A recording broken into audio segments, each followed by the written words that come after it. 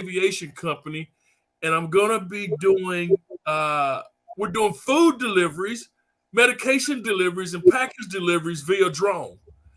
And our Awesome. area here in Raleigh Durham area, the FAA has cornered that area to be the test market. Well, we're not really testing; we're actually doing it. So I don't know why. I think I set myself up 5 years ago, Miss Sandra, to get my pilot's license, and now it's paying off. And this income is amazing. And yeah, so Congrats, congrats. yeah, Y'all this is need to you need to look into possibly hooking up with some home care companies or to deliver their patients their medications in mhm, the home. that's exactly what's happening. Y'all, we live, just so y'all know. We just Okay. waiting on everybody else. We live and we doing the thing. Sandra, what other big, small, tiny little things you doing that's gonna lead to all your happiness? I'm trying to finish up the back end stuff of my free 5-day workshop I'm gonna do online, similar to what Keisha just did. Yeah. We all So out there, I'm gonna y'all. be We doing all out there getting it. I'm gonna be Yeah. doing I'm trying to finish that up.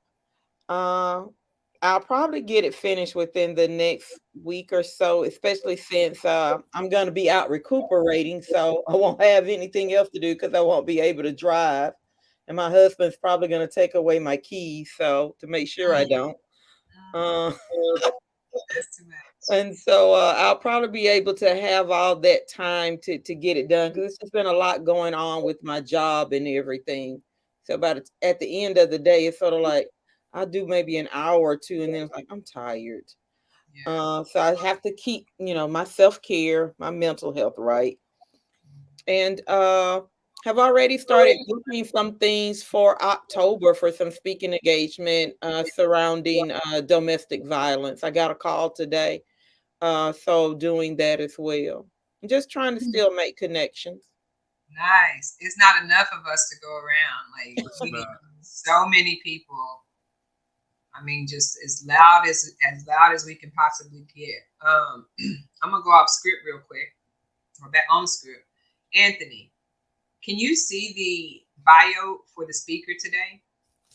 I have the bio already. I got it in my hand. You got it. Okay, so I don't need to screen share. Can you No. just like read it without me screen sharing? Okay, so what I want to happen is I'm gonna have just you and her on the screen together as you're reading the bio. Okay. And then everybody else I'm gonna just put in the studio um, when she comes on. Okay. Gotcha. Yeah. Well, good, Sandra. Awesome on the classes. Let me know. Put me on your mailing list. I think I'm Okay. already on the mailing list, but if I can post it, if I can share it. I told y'all I got 8 employees, but they all live in my head, so I have to spread them. I have to spread them out. But one of my employees up here is responsible for posting all my friends' events when she can get around to it. So just send me your stuff. All right, I will do. I will do. Anthony, you got like 10 employees. How many of them live in your head? Every last one of them. That's I Get the think man. we all have employees that live in our heads. we all got employees and That's gruntle probably employees. but look, that's probably why my son took his wife on an anniversary trip, their 13th year anniversary, and flew me to Arkansas to keep the kids while they went away. And the baby girl is 5 years old. And so when she came home from school one day, I said, well, how was your day? She says, it was good. How was your day? I say, it was busy. I said, tell me what you did at school today. She said, we didn't do nothing. I said, you had to do something. So I started naming different things I thought she would do. She says, well, my teacher did read to me and everything. She says, and we had to tell her what she read about. I says, okay, so you did do something. She said, well, what did you do today, Nana? I say, Nana had 3 meetings. I say, and then I said I had to plan for another meeting. I was prepping for another meeting. I say, and then I had a project I worked on. I say, so it was busy, busy, busy. So she sat there and she says, hmm. She says, Nana, a meeting isn't work. You're just hanging out with people. Yeah. Okay. I said, "Oh, am I?" She says, "Yes, that's not really work." I said, "Okay." I said, "I never thought of it that way. That's a different perspective." How old is she again? 5. Oh She's my 5. goodness. The things we learn from children, they are the best instructors in the whole wide world. I don't care. That's my undebatable statement. Kids are the best teachers. That's my little drama queen. Today, her parents brought her here this weekend, her and her other 2 siblings, because we're going to have them for the summer. And her mom says, "Well, come give mommy a kiss goodbye. Mommy and daddy's getting ready to hit the road to go back to Arkansas." She gave them both the kiss. She turned and she looked at my oldest daughter and she looked at me and she says, "Let the party begin." They watch too much TV or watch too many adults. Hi, oh my goodness. Hey, Ruth. Hey, Ruth. We got some Ruth people and dropping Ruby. in the chat. And our special guest, knowledge philanthropist, Dr. Veronique Mead, I can see has joined us in the studio. We are not going to let her in. We're going to let her hang out. She's waving. I'm super excited about this, y'all. Ronisha. Oh, man. Ronisha Okay. checking in. What's up, Ronisha? Checking in. Tell us where y'all drop in the comments where y'all checking in from. Texas, Louisiana, California. We got another person coming on camera. She gonna bring us into some meditation. Patrice, Patrice, we love you, honey. Thank you. Wow.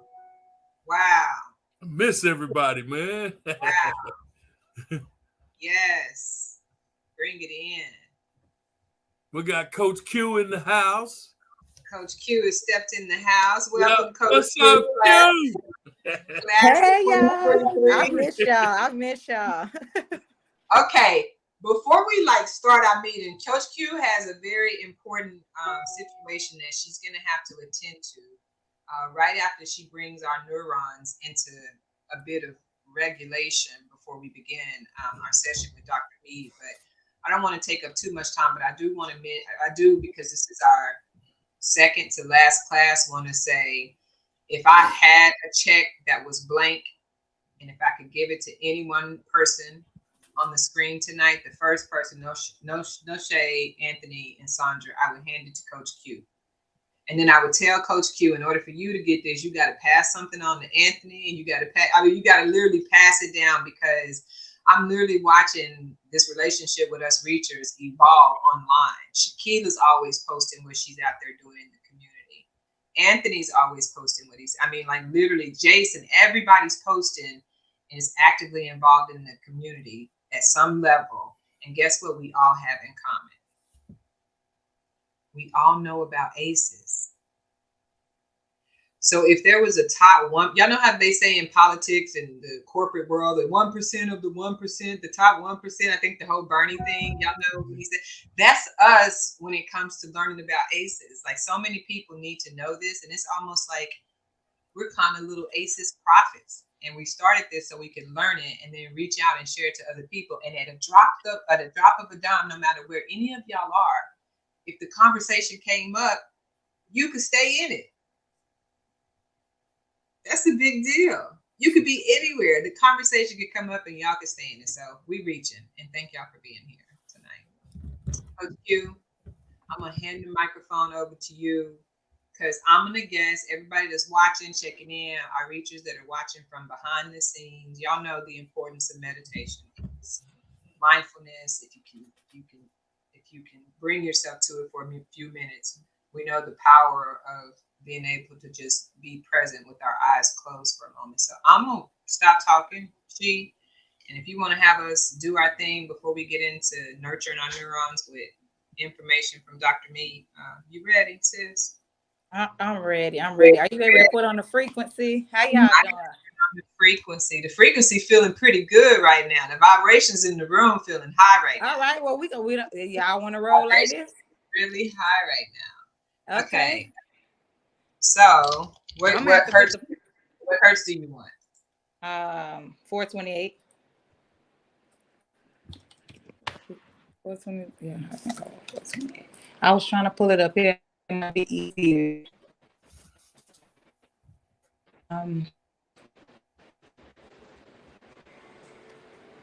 Did you find it? Are you ready for me to go? Yeah, I got it pulled up and I'm ready when you are. Okay, you could go ahead and put it on. I'm gonna put my phone down Y'all because hear if I it? put it like this for you all to see me, you're not gonna hear my mic. Okay. So the frequency's on.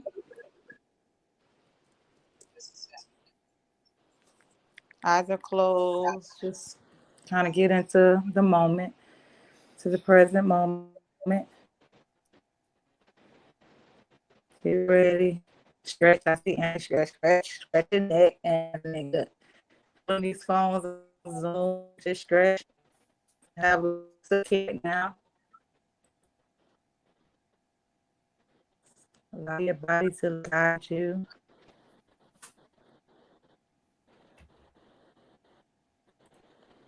And the frequency. Y'all hear it?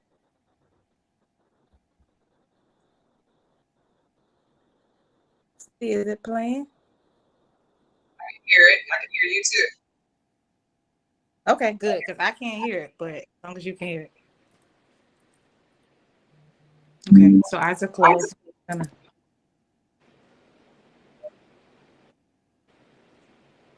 Eyes are closed. And just breathe normal.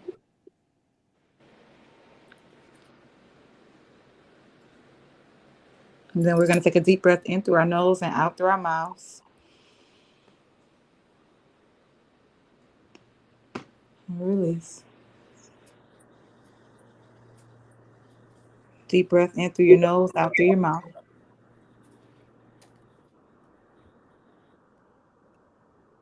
And release. One more deep breath in through your nose. This time bringing your shoulders up to your ears. Hold. And release. Allow your thoughts to slow down.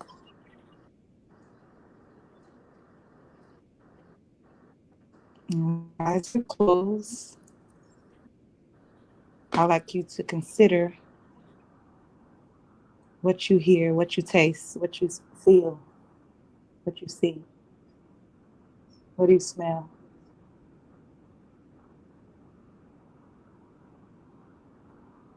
It's a moment of gratitude for our senses that help us get into the present moment. Our senses help us receive the gift. Slow down. Deep breath. And release.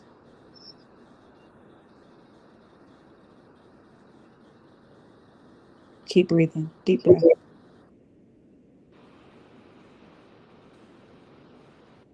And release.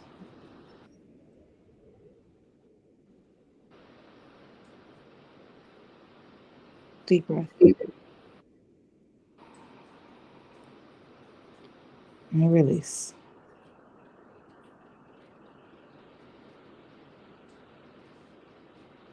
Now your body should be at a very calm state.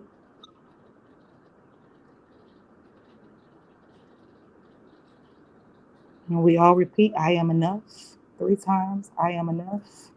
I am enough. One last deep breath. And release.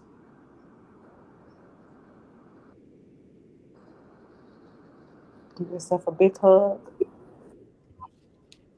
You can open your eyes.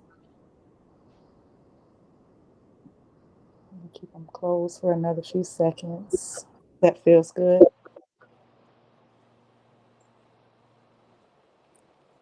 And we seal the meditation with Ashe, Amen. So it is. So let it be whatever feels comfortable to and for you.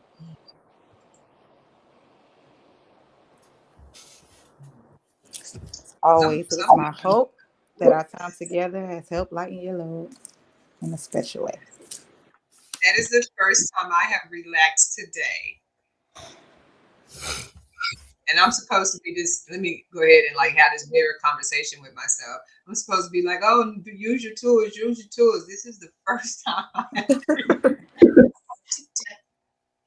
Sometimes we forget to use our tools. We do. Thank you for that. Thank you. Thank you all for sharing time and space with me. Thank you. Hey, Ronisha checking in from Louisiana. Corey Jackson checking in from Florida. Patricia, Virginia, Ruby, Central Florida. Y'all, thank y'all for checking in. It is 6:30 and our guest has been patiently waiting. Shakila, I know you're going to have to step off. It's recorded, so you got access to it. If you do get to a place and you want to come back offline, just chat, ask questions, or come back in the studio. And I'm holding space and praying for y'all, okay? We love you. So hang out if you want to. Keisha, welcome. We caught up at the very beginning and we was giving each other love because everybody's online doing their thing. You just celebrated your inaugural. Is that even a word? Inaugural. Yeah. Okay. Yeah. Your first coaching class.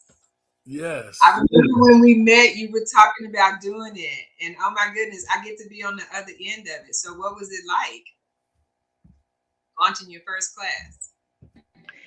It was awesome.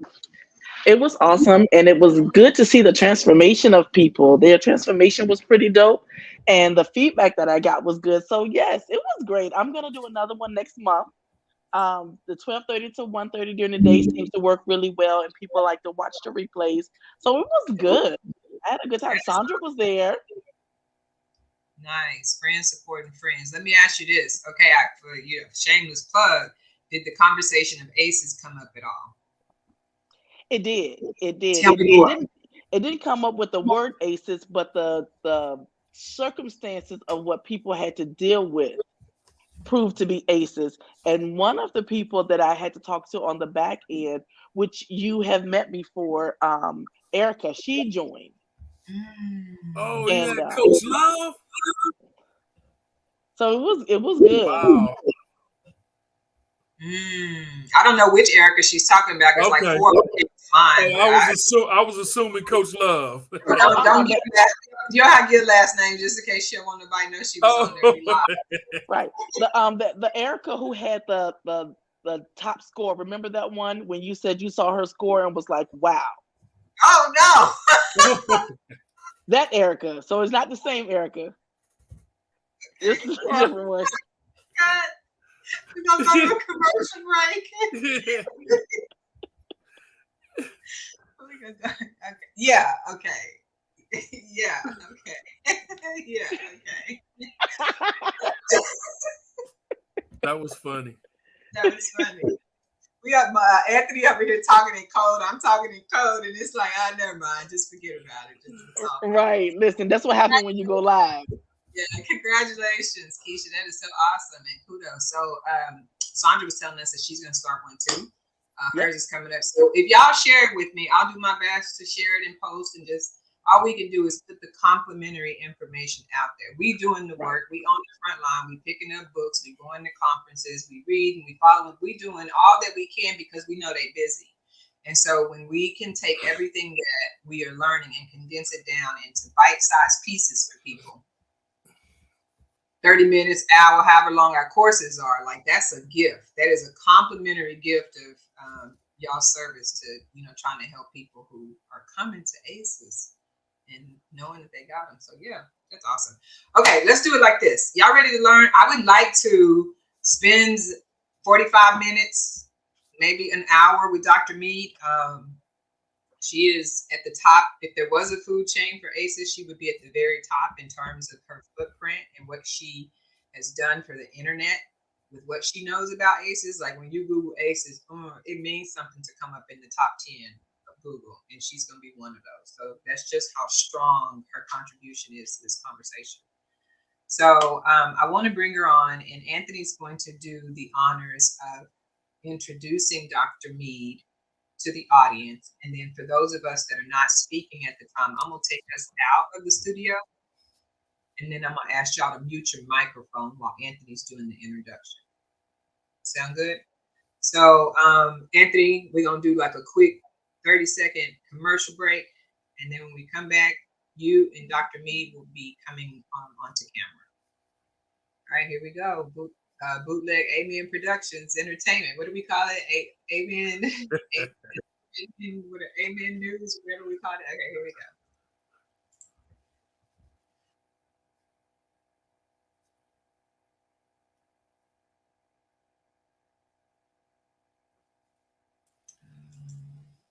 So, Anthony, you can still hear me, correct? Yes. Okay.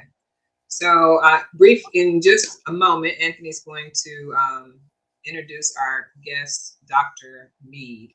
Anthony, could you start off by reading the undebatable statement, and then I'm going to bring you off camera? I sure can. Our today's undebatable statement is: secrets in our family histories can be very subtle, even as they influence us in unexpected ways. Just as the repression of emotions that arise from overwhelming experiences can affect our risk for chronic illness, so can the suppression and loss of stories about our ancestors play a role in our physical, emotional, and mental health.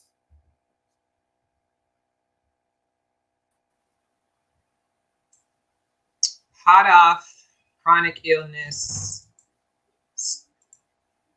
traumastudies.com. Hot off of that website. Go ahead, Anthony. Introduce us to Dr. Okay, I sure will. Thank you so much.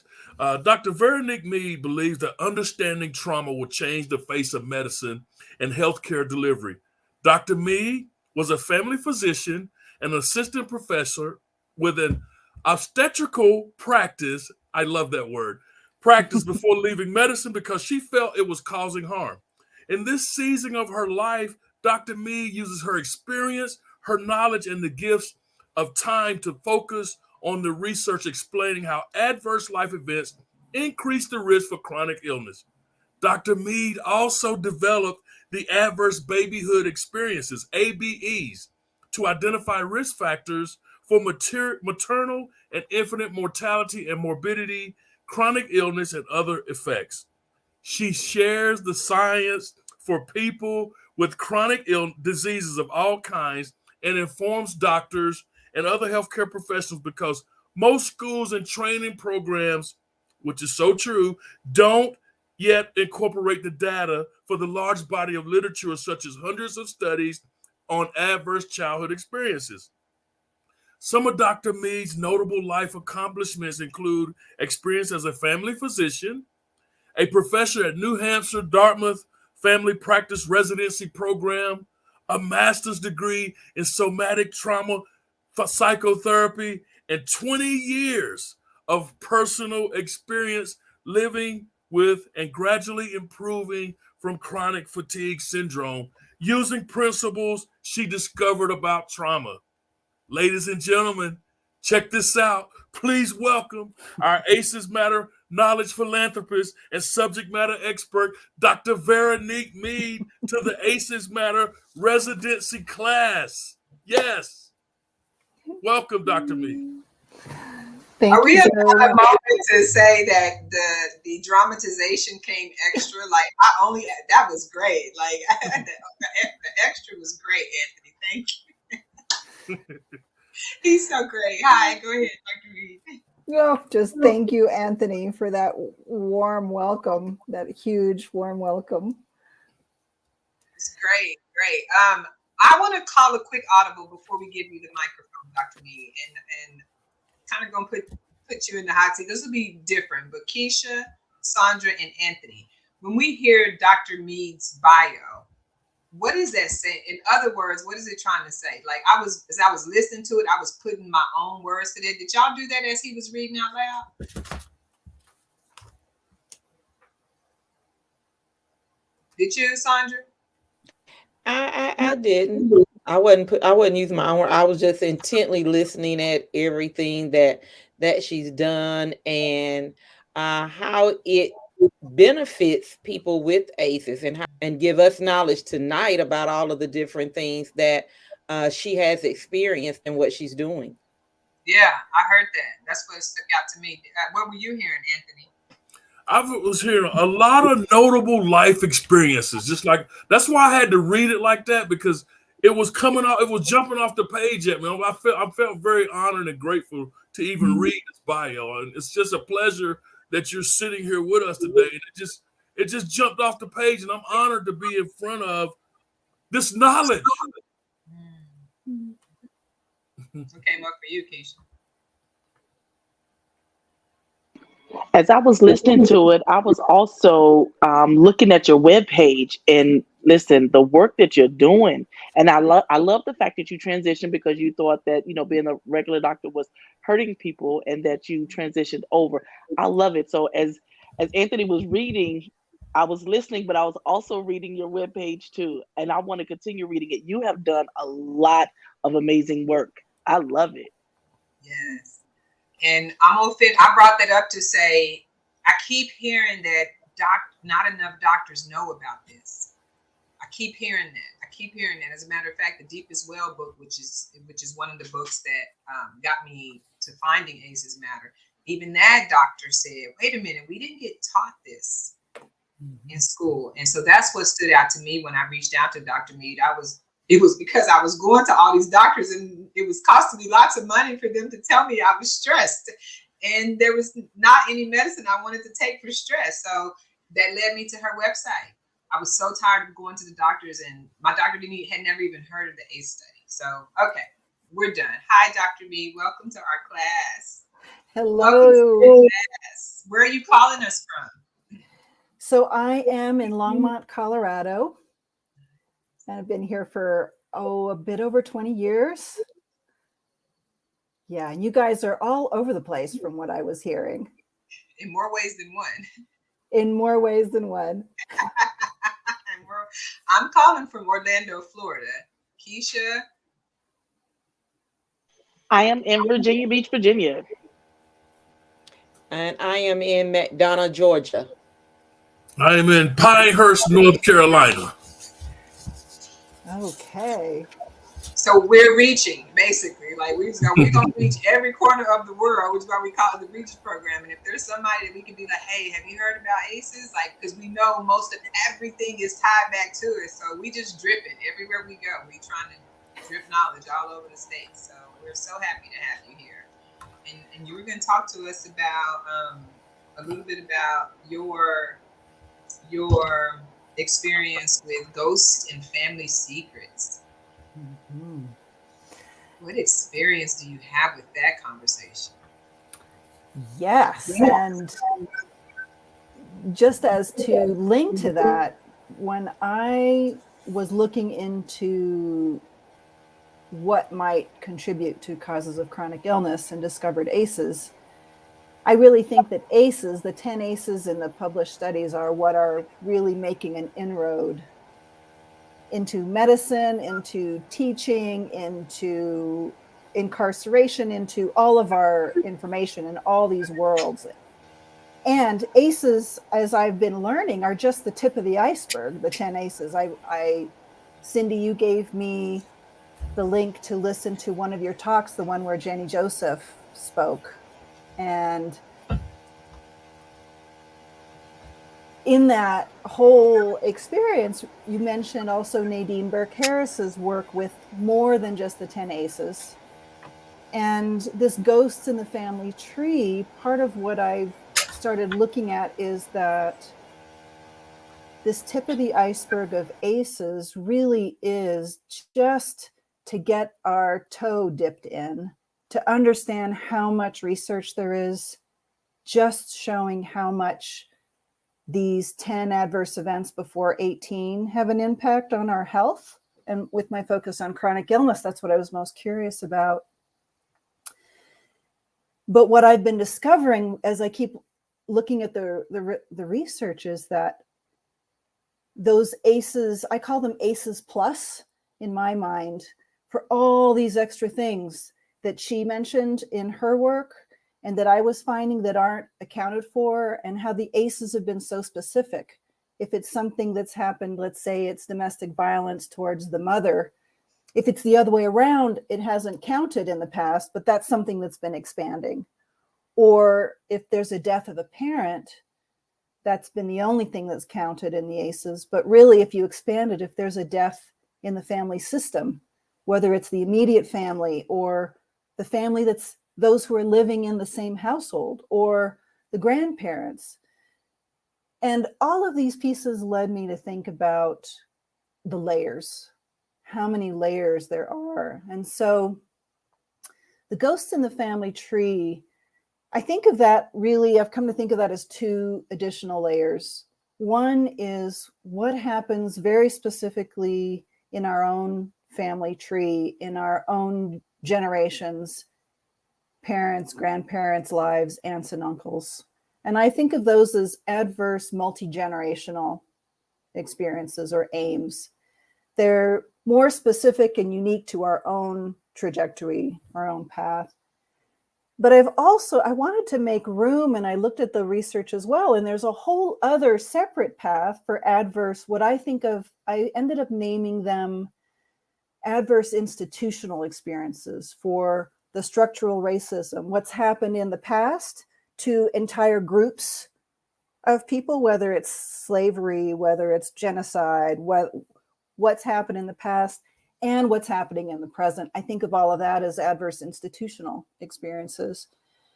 And just on that note, I want to mention that I want to acknowledge a respect for the fact that the land that I'm on right now is the land of at least 4 tribal nations here in Colorado, something that we do so rarely in that sense of awareness of how many layers there are in our culture, in our society. So when I talk about the ghost in my family tree, that is the adverse multi-generational experiences, something very specific in my own lineage. And when I was exploring my own chronic illness, I've had something that's called, the name it's been given is chronic fatigue syndrome, or CFS. It's also in Europe, it's known as myalgic encephalitis, ME, or ME-CFS. And the predominant symptom is fatigue, the kind of fatigue where I've essentially been disabled for over 25 years. When I left medicine, I was really tired, and I figured it was the very long work weeks. It's like, Cindy, when you said, this is the first moment you've had today to even sort of catch your breath, probably. I figured back then that this was stress related. And at that point, there were nights, it was intermittent. So there were some days I was fine, and then some days where rolling over in bed at night when I would wake up from sleep would take effort. And I had to stop some of the activities that I was doing, sort of the exercise and the sports that I was doing, because it was making me too tired. And when I left medicine, it was because of, as Anthony, as you were describing, that sense that we were really just using what I had been trained to use, had a lot of Band-Aids for it. And there's a big place for medicine, but in a sense, I didn't have it so clearly back then, but in a sense, the tools we have in medicine for chronic illness are really limited to, a lot of them are like Band-Aids. Again, like what you're saying, Cindy, how many people did you have to go see? How much time and money? And I was really curious about whether, to me, it seemed that there must be more of a clear sense of an underlying driver, something else going on that means that we'd have some tools to work with. And I ended up taking a year off, and I was more tired when I was at the end of that year than I had been when I left medicine. And so the fatigue pattern, as I now refer to it, actually got worse every year for a number of years. I ended up going back to school to get a master's. This was the master's degree in somatic psychology, which is really, in my sense, it was, how do I learn to listen to the body? What is the body saying? What is my body saying? And my sense was that it has clues to help us each uniquely find our way out and find our way through. And so what I ended up discovering was a perspective about the nervous system being really the underlying driver of symptoms. And that we talk a lot and hear a lot about the fight flight role of the fight flight as a survival mechanism. And what we don't hear as much about is the sense of freeze. Freeze is what the opossum does compared to the other animals that will run away, or that if backed in a corner will hiss and take out their claws and attack if necessary. The freeze is actually a symptom that happens when we don't have the other options. As humans, generally, if we've had experiences, ACEs, the aims that come through the generations, the AIEs, the institutional structural pieces that come through the generations, if running away or fighting has not been an option, a lot of us will end up with a sense of freeze in our system. And freeze is that collapsy thing. You may fall on the floor, you may feel faint, you may have brain fuzz. Tiredness is a really big component of that. It can feel like if there's something happening, an acute, dangerous threat at the moment, it may be that for you, everything slows down and that you see things really clearly. That is sort of entering a survival place of a different part of the nervous system. It's not the sympathetic nervous system. It's a component of the parasympathetic nervous system. And what I learned at school, this whole new way of thinking, was that freeze is actually what happens with trauma. And this is a long way of getting around to the ghosts in the family tree and sort of researching what might be the contributors to my own fatigue patterns. And why would I be in freeze instead of this fight flight mode? And in medicine, and I still pop in and out of this, I was always on the go. And a lot of us know that one really well. It's hard to slow down. We might be speedy. You feel anxious, whereas on the freeze end, we tend to feel more depressed or flat.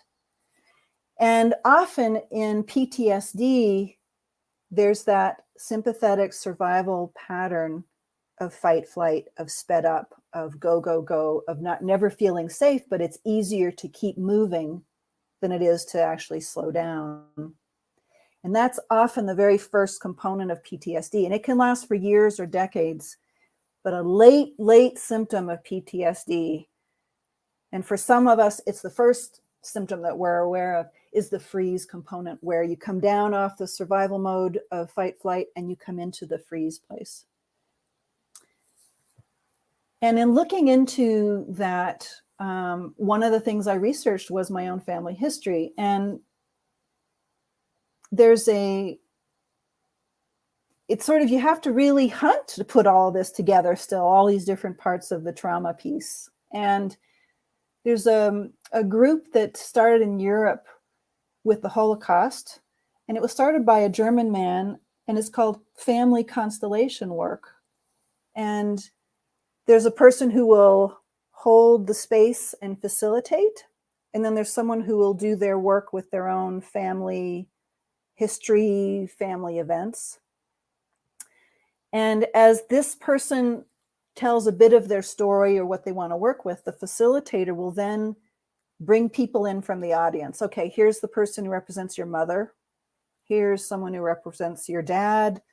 And the other important people may come in as the story unfolds. And then they watch what happens in the circle from these people that don't know you at all, that don't know your story beyond what you said. And I did some work with this locally, and there were two people representing my parents. And what was very interesting to be able to watch with your eyes as a reflection of what happened in the past, that you only knew, that's all you knew, so that was normal. And it was looking at the fact that my parents stood, each of them facing away from each other in the circle. And my dad especially had a very far away, distant, disconnected look in his eyes. He was really not relating to anyone in the family system of people, including the person that represented me, including my mom. And my mom wasn't particularly relating to me or my dad either. And so that, as a snapshot, is an interesting example of a system in a relative sense of freeze also. Sort of how you all are talking about connection being the key. Connection is actually the third component of the nervous system that doesn't get talked about a lot. So we talk about fight flight with the sympathetic. We talk about freeze in the parasympathetic. And we also talk about rest and digest. Is that a familiar way of thinking about maybe the parasympathetic? That's the part when you say we're going to regulate our neurons, we're going to calm things down. That is the second branch of the parasympathetic. And to separate those two really helps, because this is called the smart vagus, the one that can calm us down, the one that helps us connect. It's also known as the social nervous system. And the social nervous system is actually the one at the top of the whole hierarchy, the whole pyramid. The social nervous system can, in a healthy system with enough resources, it can slow down that fight flight response. It can help us not go into freeze. It can help us come out of those survival responses into connection. And so, like, the kind of work that you're doing here in this group that I also watched during that session you guys had with Jenny Joseph, was that sense of warmth, that sense of joy, that sense of belonging, or your tribe when you're in a group like this, that you guys are doing this kind of work, we are doing this kind of work to really understand the role of trauma. This is working with the social nervous system. And when that's online and able to be running the show as it's designed to do, we have a lot more capacity and a lot more health in our system. And looking at my family system, I really couldn't see that. It was a really big missing piece. And that's just a common reflection of trauma in the family system, or trauma in the system in general. And I think that's what we're seeing a lot in our culture and our society right now on so many levels. And just as an aside, Dr. Gabor Mate, who's a family physician, I don't know if you guys are familiar with him, was one of the big speakers on trauma. His most recent book, The Myth of Normal, talks about... Sorry. What's that? Ruby's not on camera with us tonight. She's listening in the audience, but she found Dr. Gabor over probably after COVID or sometime, and she's chats about him in our group chat. She tells us about Gabor Mate. Yes, sorry, go ahead. Yes. He puts all of these pieces together in this most recent book that's just out this year, and includes that institutional trauma piece. And so he has a chapter about the role of racism, the role of structural racism, the role of institutional trauma, how unrecognized it is in our political system, and how it goes all the way to the top, and that's who we've elected. And then they do the same that they grew up with without realizing it. So just confirmation for all those pieces as we keep noticing. And I'm seeing Keisha has a question. Does the adverse happen instead of freezing? Is there a name for it?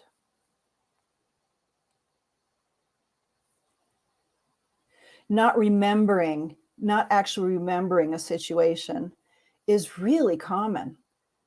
And in a way, I think that may be part of why I never heard about these ghosts in my own family tree, and you may not have heard them in yours. This not remembering, this sense of forgetting, it's a very real nervous system thing that happens. And it's part of that suppressing, repressing, hiding something out of our conscious awareness because it's too much for us to hold. And so part of what happens in childhood in a family system where there's not really connection, except that my whole family system always has looked really normal. And so it's been that much harder to put a finger on there being any issues there. There's no conversation. There are no emotions really talked about in my family system. And so there really wasn't much talk about what happened. There were a few things that were well known. There often are in our family lineage. You know that something happened to Uncle so-and-so who was in the war, or you know that there may be a slavery in your family system, or there's a generational Holocaust pattern. Like that's Gabor Mate's lineage. He was born in Hungary during the Holocaust. He's of Jewish descent. And in my family system, on one side of the family, this was not as much a ghost because I knew this story, was that my grandmother, my roots are in Quebec in Canada. And the orientation in Canada was, as people took over the land, was we need to have as much of a large population as possible. And so women, families were told to have as many children as possible. And it was not uncommon to have 13, 14, 18 children just a few generations back. And my grandmother was in a family of, I think it was 13 kids. And her mother essentially became bedridden after her last child. So after the last child was born, child number 13, she became bedridden. And my grandmother at age 11 was the one who was cooking the meals. And I'm sure all of you have all kinds of stories like this. You know, she had to step on a stool to make the meals. And it was her father who also was bedridden from some kind of, I don't know if it was a rheumatoid arthritis, but some kind of deeply painful arthritis. So he would explain to her how to cook the meal. And so she was taking care of the younger half of the family. The older kids had all already grown up and gone away. So from this different lens, I found this really intriguing that I had two grandparents who were both bedridden. And I had a chronic illness that was really making me bedridden. I spent a lot of time horizontal, as I would say. I need some horizontal time. I need to be on the couch. I can't be vertical right now, kind of a thing. And wondering what might have come out of that kind of ghost that it was named, but it wasn't really talked about. And in my family system, on that side of the family, I have at least 3 cousins, all women.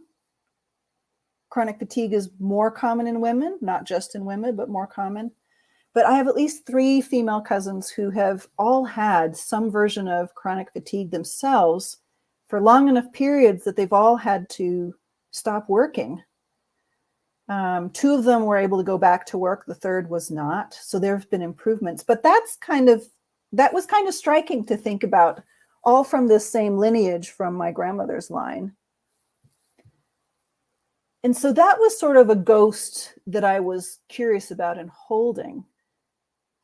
And in the research, one of the things that they have found in the sort of the biological hardcore science is that you as an egg, when you were an egg in your mother's womb,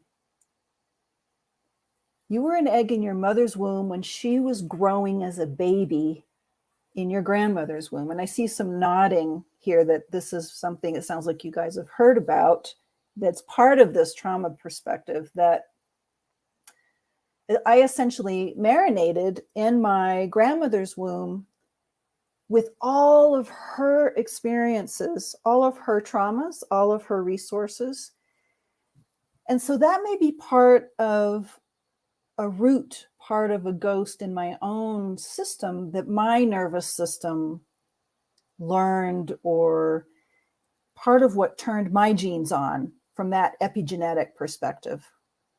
Something that was already in my system before I was born, that then when it was layered with this family system between my parents without a lot of, with really not emotional connection, had room to solidify further. And here I'll take another path to name that my view of chronic illness is quite different from the medical view. The medical view in the ACEs movement is that chronic illness is caused by toxic stress, is the name that's used, and that it's about that exposure for long periods of time to traumatic events and high levels of stress, and that causes inflammation, and that can turn the genes on that will lead to these prolonged survival patterns of fight, flight, or freeze. From a trauma perspective, from what I learned when I went back to school, there's another or a different component to the chronic illness piece. And that goes with my favorite term that I think pulls it together is what I think of as the cell danger response, the CDR. And this comes out of the work at UC, University of California, San Diego. Robert Navio is a physician there who's done research in a whole bunch of areas: chronic fatigue, HIV/AIDS, autism. And he's the one, I think, who's coined the term cell danger response. In his view, pulling from other people in the trauma community, is that chronic illness is not because we're broken. It's not from a genetic defect. It's not because there's an enzyme missing or a protein missing. It's certainly not because it's something in our heads, especially if it's an illness that cannot be measured. And my guess, Cindy, is when you were going to the doctors, you probably didn't have a lot of abnormal labs. And when you don't have abnormal labs, the medical system doesn't know what to do with you other than to say that maybe it's in your head, which is an interesting thing to wonder about anyway, because, you know, we also have our brains and our heads and our nervous systems in our whole bodies. But so this perspective is that nothing's broken. It's not your fault. It's a symptom that you've experienced traumatic events in the past, a sufficient number or layering of these events, and in your generations, very likely, to have led your system to go into a survival pattern, a series of cell danger responses that got stronger with each event when there wasn't enough support to balance it out or help it soften and come out of that trauma response. And so I see there's a difference between stress and trauma. Stress is, at the most neutral view, stress is something that our bodies, our systems, our minds have to adapt to. Really neutral. If it's cold outside, you have to adapt. You can warm up by moving more. You can put on a sweater. You can go inside. You can turn the heat up. That's adapting to a stressor. A traumatic event, and when the stressor goes away, your own adaptation response calms down and you come back to your baseline, to sort of a normal ground where things are okay again. And that social nervous system is again running the show, and you're able to be in connection with yourself and with others. Trauma is different. Trauma is an event that for you, doesn't matter about anyone else, but for you, your system perceives at least two things. One is it perceives that it seems to be for you life-threatening or potentially life-threatening. That's the first.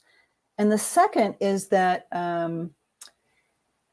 this life-threatening thing is inescapable. It's something that your system perceives that you cannot run away from and that you cannot fight your way out of. And that, therefore, as a result of that, your system goes into the survival response, the more default, the lower level, the last resort of freeze. And it's this level, this degree of experience that leads to a freeze response that actually truncates or shifts your system into a survival response, that when that event is over, your system stays in the survival response. It's not like with stress. When the stress goes away, your body and your nervous system collects itself back up. From trauma, a traumatic event, your system actually gets caught in a survival response. That's the difference between trauma and stress. And so ACEs are traumatic. Having parents that are caught in abuse, whether it's with each other or with you, witnessing that, any of the ACEs have a trauma component to them. And in large part, it's because as a child, all of these things are so overwhelming. We cannot run away. We cannot survive as a child, certainly not very easily on our own without our parents. So that's part of the inescapability of events that as an adult might just be stressful, but for a child would be more on the traumatic end of the spectrum.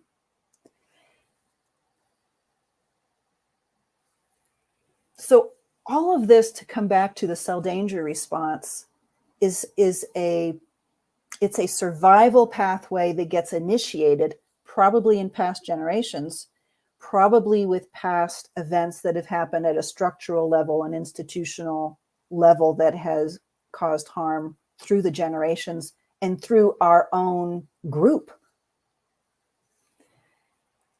So the cell danger response, from Robert Navio's perspective, is what underlies the symptoms of chronic illnesses. So from that perspective, yep, is there a question? So from that perspective, I started to think of my chronic fatigue as a body that's caught in a freeze response. And if it's caught in a freeze response, it means that this is not a purely genetic thing that I can never overcome.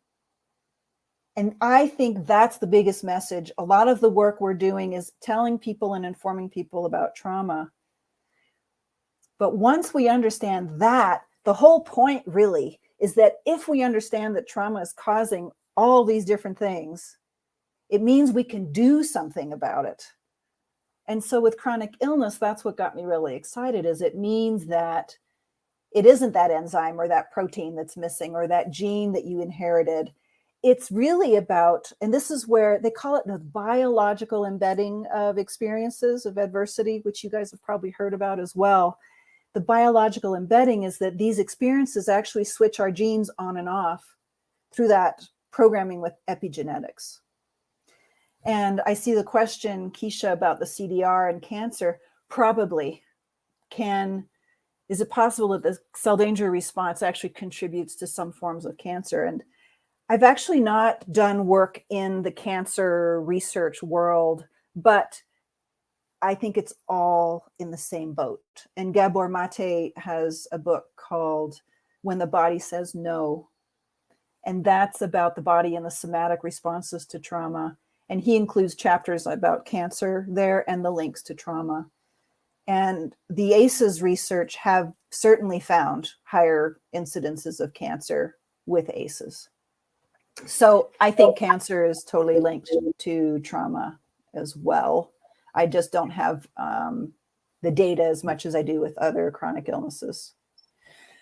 So part of this for my own exploration is, can I crawl out of this grand canyon of my chronic illness is there something I can do about it, or am I stuck with this, especially since there's other family members with this? And that was part of where I started looking at these ghosts in the family tree as one avenue of working with how my system responds to its environment and to my world, and why it goes into these freeze responses of fatigue.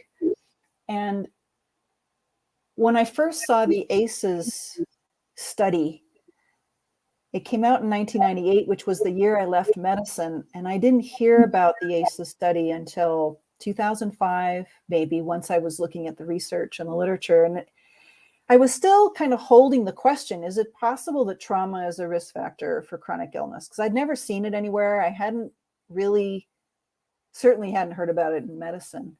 And I'd read the ACEs article, and I think a lot of people and doctors have this response. I didn't see my chronic illness in their study.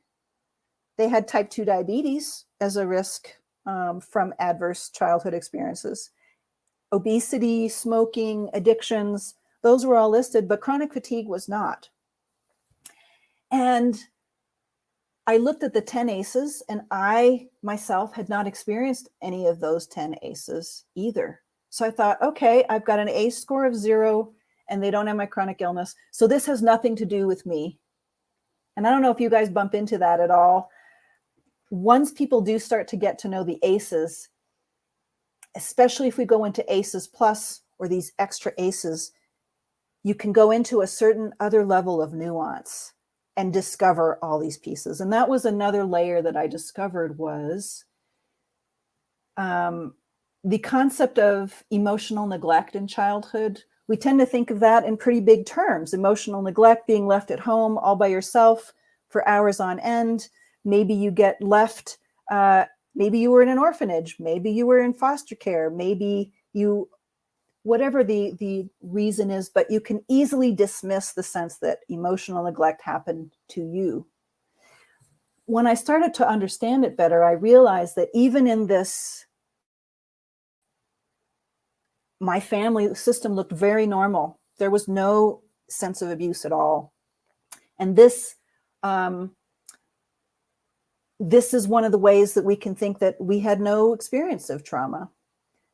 And this was what I saw in that family constellation was, in a way, the amount of emotional neglect in the whole family system itself. And so that's when I realized, okay, I have an ACE of 1. At least an ACE of 1. And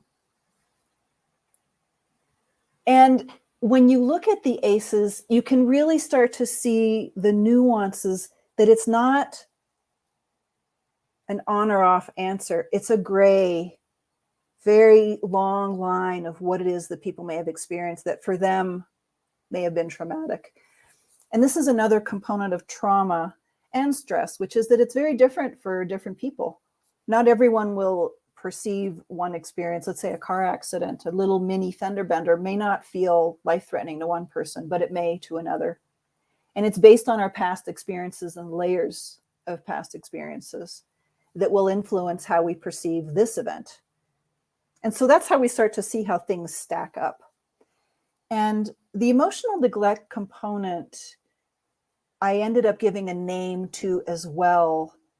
I call that the adverse childhood relationship experiences, where it's about a break in connection, a loss of relationship, insufficient amount of connection or relationship in the family system. And the more overt ACEs, the more overt traumas, all cause that disruption in connection. But the invisible lack of connection also does. It does that too. And so I think of them as invisible ACEs. I call them ACREs, adverse childhood relationship experiences. And my sense in chronic illness is that, is someone trying to ask a question? I'm not sure. I've got one, and then there's one in the box, Dr. Mead. Are you may I? Please do.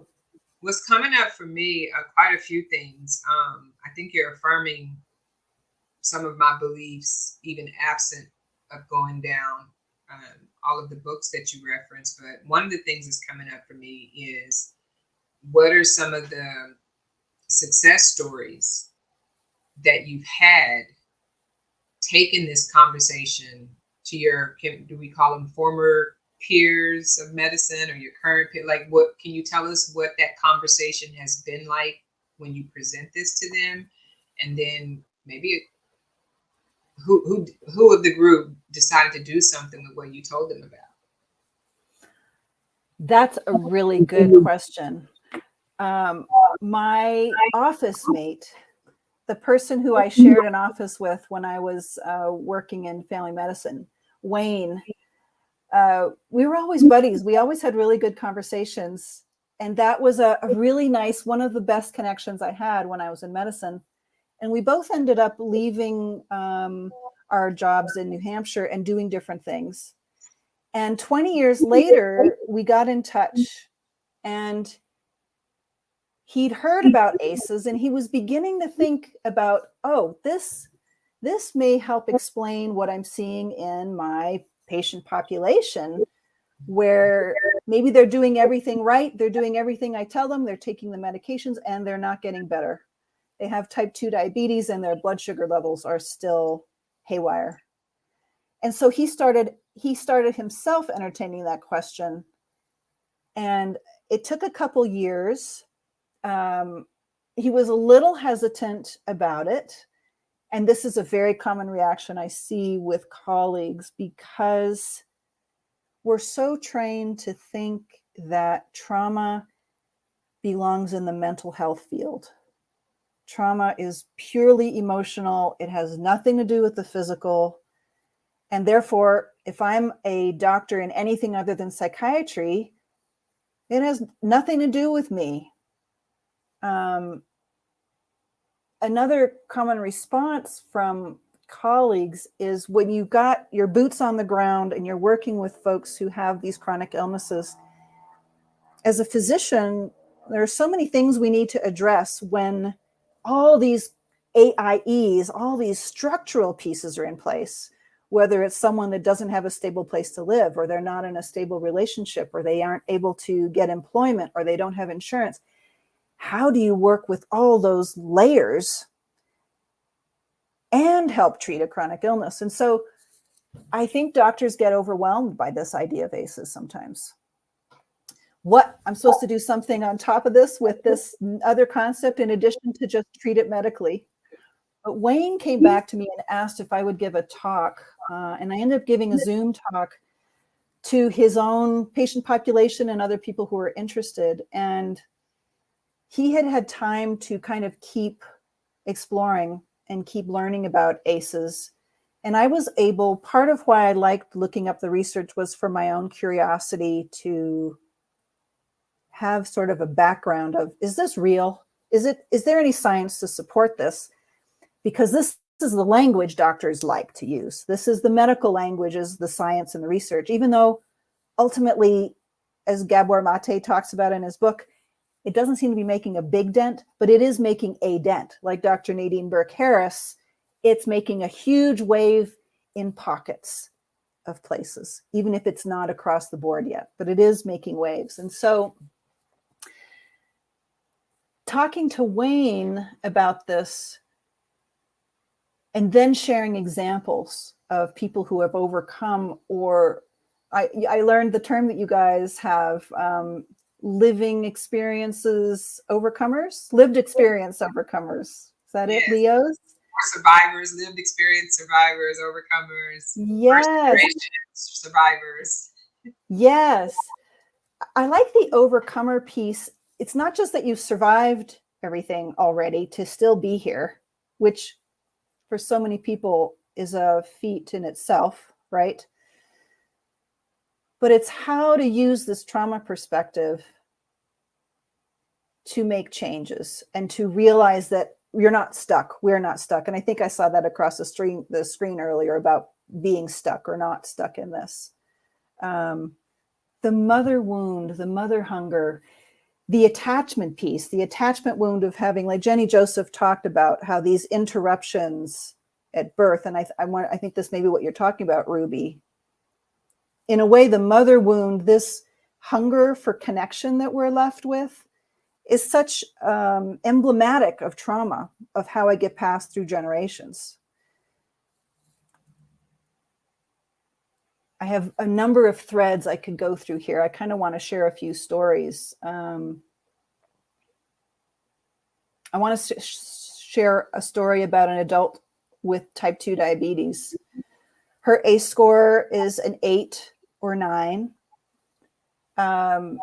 She did not develop diabetes until fairly late in adulthood, I think 40s or 50s, no, not as a young adult. She was slim until maybe just a few years before she developed the type 2 diabetes. And diabetes is very commonly associated with a larger, heavier body weight, but not always. And not everyone with type 2 diabetes has a larger body. But she developed this change in her physiology after a series of traumas. She had a big medical crisis, needed surgery, ended up with sepsis, was in the intensive care unit, almost died, and then came out of that. And it's about that time where she gained weight, if I remember correctly. And then the diabetes started. Very commonly, chronic illness starts after one last straw event, but it's not just that event. She had all these ACEs from before that. And so over the years, the piece about this ACEs is that it gives you a context, and she started to realize all of this in her history. So she started to work with it in all the ways that we are all working with all these tools that you mentioned. She also did trauma therapy, which I think is an important component that we don't talk about a whole lot, that our insurance system doesn't tend to cover. And over the years, she has started to get better control of her blood sugar levels to the point where she didn't need to do medications anymore. And then she noticed that her sugar levels were kind of high during this 1 or 2 week period. And this is where you guys are also probably familiar with triggers. You're fine 1 minute, and the next your system is just kind of going off the map, whether it's super anxious or freaking out a bit, or suddenly everything is slowed down, or you're really tired. And this symptom is so sudden that you can tell there was something that probably triggered it. And with her awareness of the context of the trauma piece, she wondered about her blood sugar levels, and she ended up figuring out she was really stressed about her mother, who was developing dementia. And she decided, it was a really difficult decision to make, but she decided to get more help to help support her with her mother who was living with her. And her sugar levels, like within a day, her sugar levels came back to within the normal range when, if she was eating well, she was able to keep them in normal range. And so that took many years, but that's part of this piece, I think, with the understanding of the trauma piece. And are we okay on time if I add more information about the type 2 diabetes example? We got another 8 minutes. If you want to share a couple more stories with us, and then does anybody else have questions? Like, I'd like to leave a few room. I would like to leave some room to take a couple questions if you're okay with that. Yes, I'd really like to have room for that too. Yes. You want to start now? Can you share the story with us, and then how about I share the story? Yeah, and then think of the questions. The story being that we tend to really put a lot of blame of type 2 diabetes is just one example. That it's about overeating, and that it's about laziness or overindulgence, couch potatoes, all these negative terms. But there's actually a very large amount of research finding that prenatal stress is linked with a change in our physiology. And those babies have a higher risk of type 2 diabetes, but all the other diseases of insulin resistance, which includes a larger body, being overweight, but it also includes heart disease and high cholesterol. And this actually can continue for multiple generations. And so we're having an epidemic of type 2 diabetes right now. And I never see this in the literature unless I'm specifically looking for trauma. None of the medical research ever talks about the role of trauma. And it's a very significant, very well-established link. So I just wanted to put that out there as another sort of myth buster about it's bodies that are more oriented towards freeze, like a bear in hibernation that puts on weight to go in freeze to get through the winter. There's a high degree of insulin resistance found in bears in hibernation, which is very similar to type 2 diabetes. So another just example of a context of how we can work with this and make some changes for our own health. Full circle, that brought me to, you said a couple of things about the insurance. I think many of the people here can probably attest to struggling with our insurance company paying for anything to do with preventative mental wellness. I think they're kind of shifting now, but it does feel like adverse corporation experiences. And when I heard you talk about the freeze, I felt something even larger at the roots that made me think something is happening internally within people within communities that are frozen inside of the trauma. Like when I think about freeze from the perspective of people feeling like this is just the way life is, I've given up. And to the point where they stop trying to get help. That to me feels like a sense of freeze. Yes. When I've accepted that, oh, the world is just a bad place to be. That almost feels like a freeze response to me, or like the social nervous system just kind of throwing in the towel. Yes. That's exactly it. That's a symptom.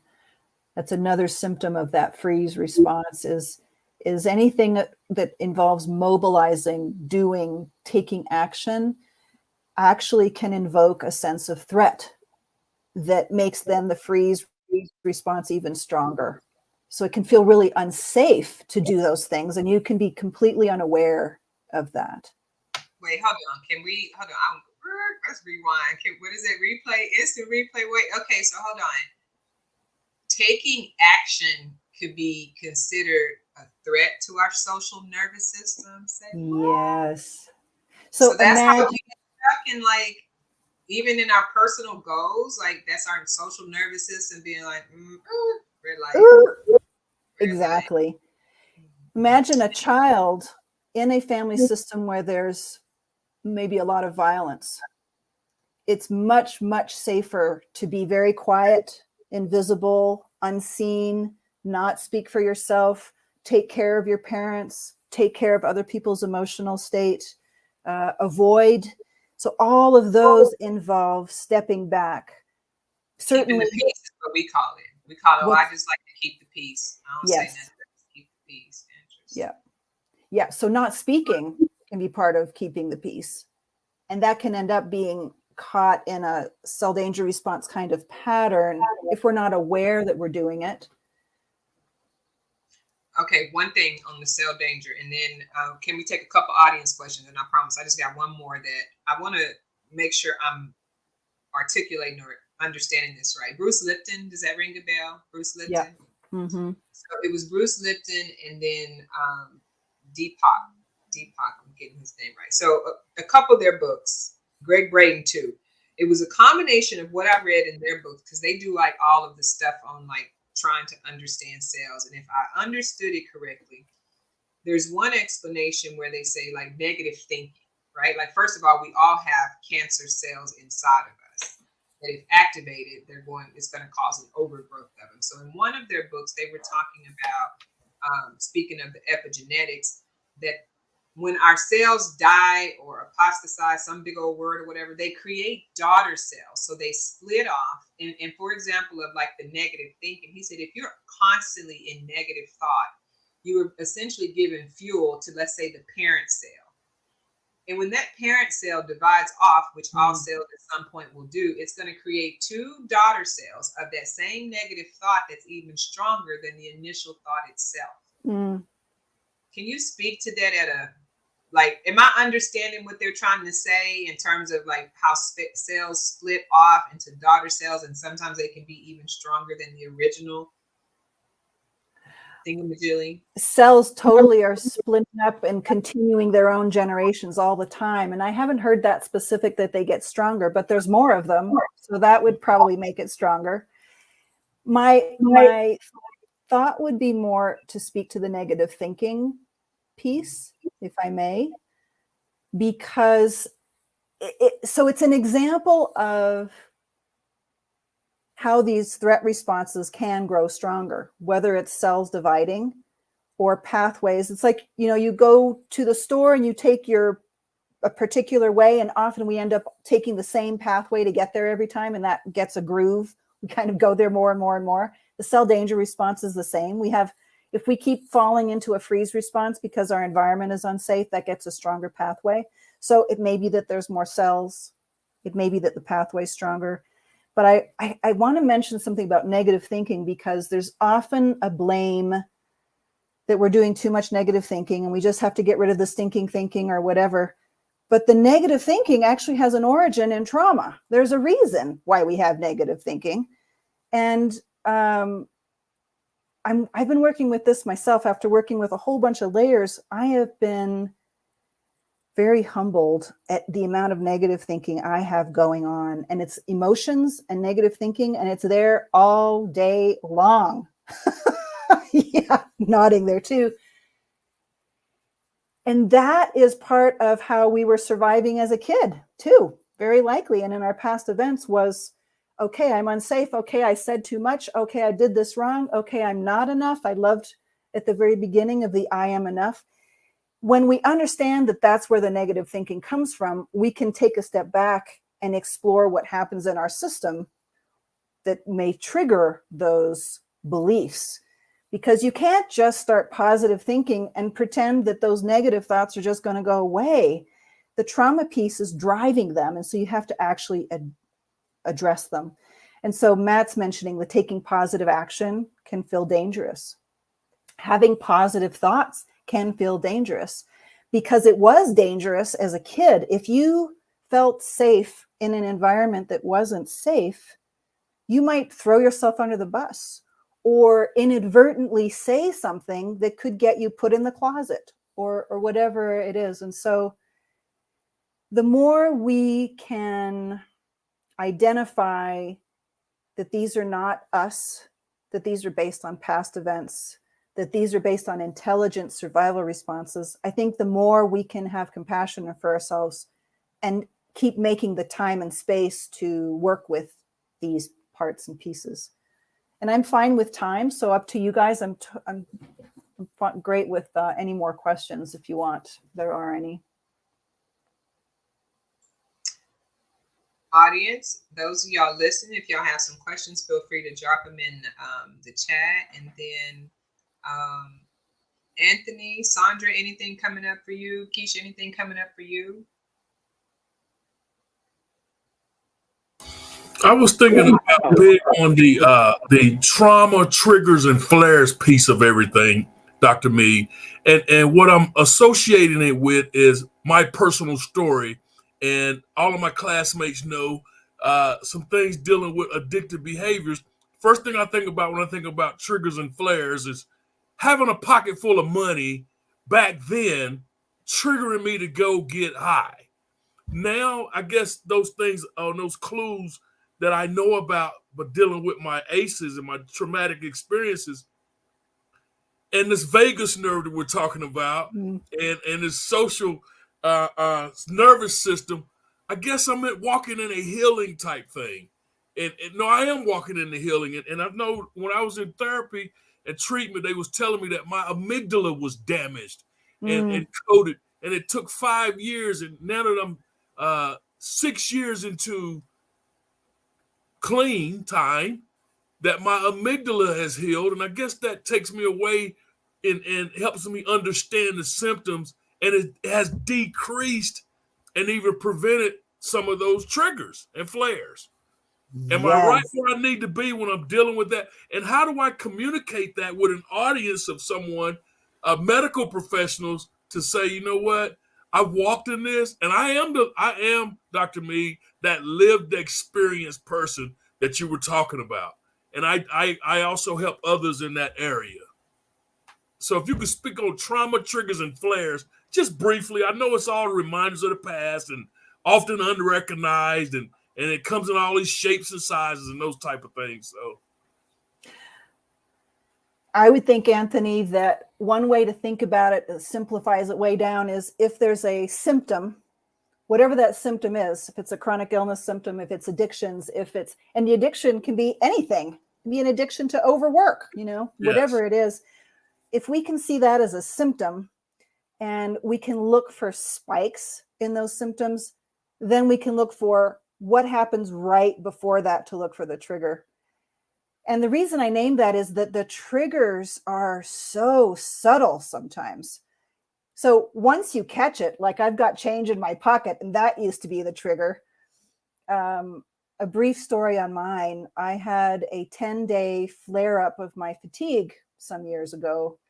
And I had a baseline of tiredness, but this was a worse one. And it had been 10 days, and I hadn't done any extra exercise. There was no reason for it to be there. So because it was so long, it made me think maybe there was a flare, a trigger, but I couldn't figure out what the trigger was.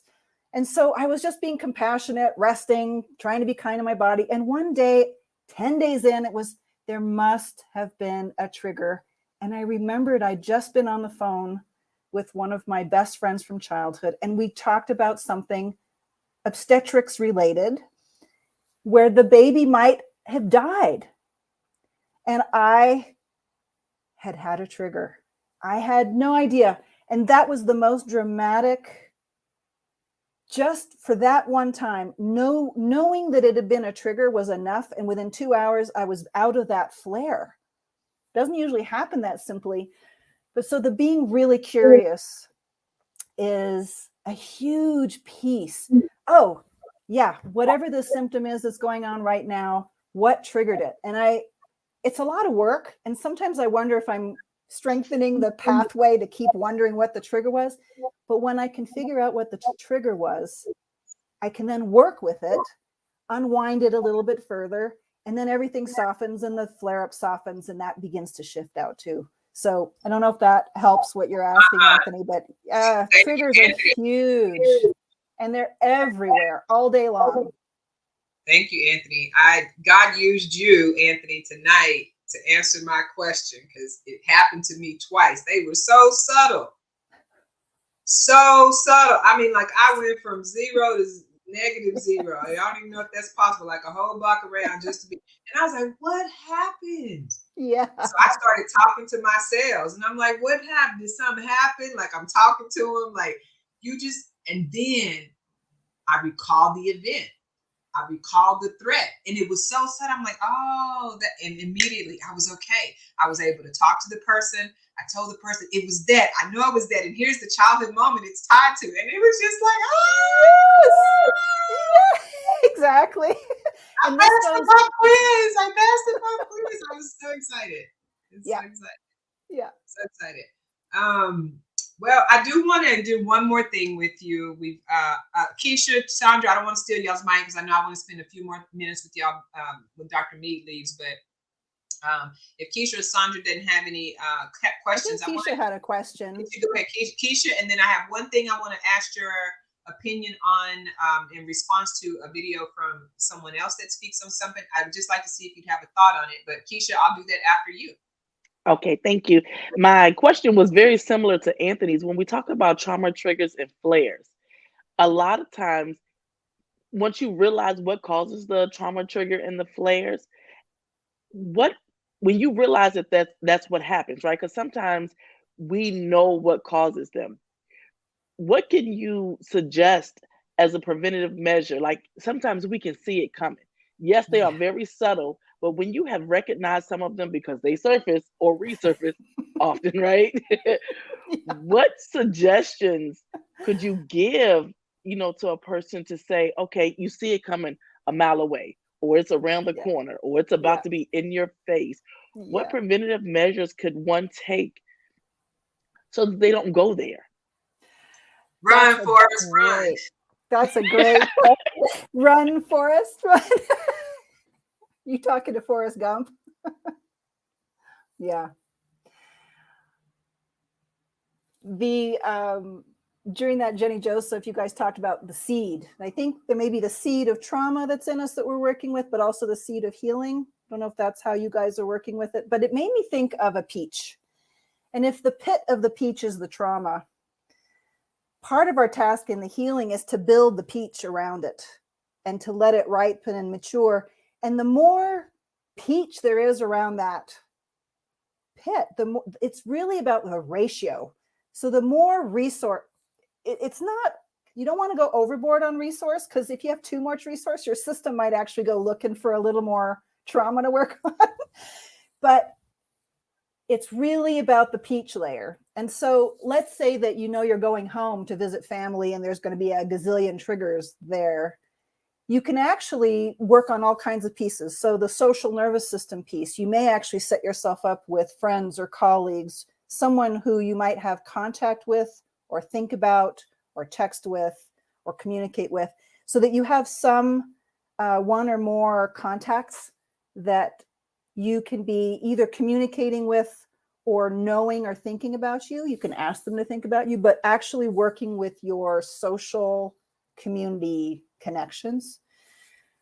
But you can also, whatever the trigger may be, I was working with someone, for example, who had bipolar illness. And so we talked, she could catch before she went into the spending money, speeding up, disconnecting, going to the store.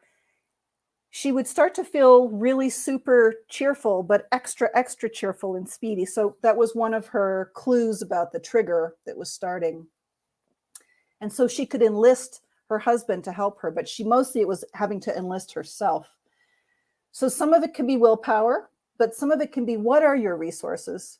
Like, I use this background with the flowers because they're a huge resource for me. I love seeing color. Is it putting something in your wallet or your purse or your keychain? So adding more resources into the plan, no matter how small, can be very helpful. I went home for a family death recently, and I brought a child's book that I had loved as a kid and read like a couple of those while I was there when I had a few moments to read. So does that help at all? I know I'm not being specific, but the more resources, Keisha, and that's probably something you're already doing. Any other thoughts with that question? Had to take myself off mute. So yes, the thought being, when you see the trigger, feel the trigger, or that whatever that trigger is, when it's coming, right?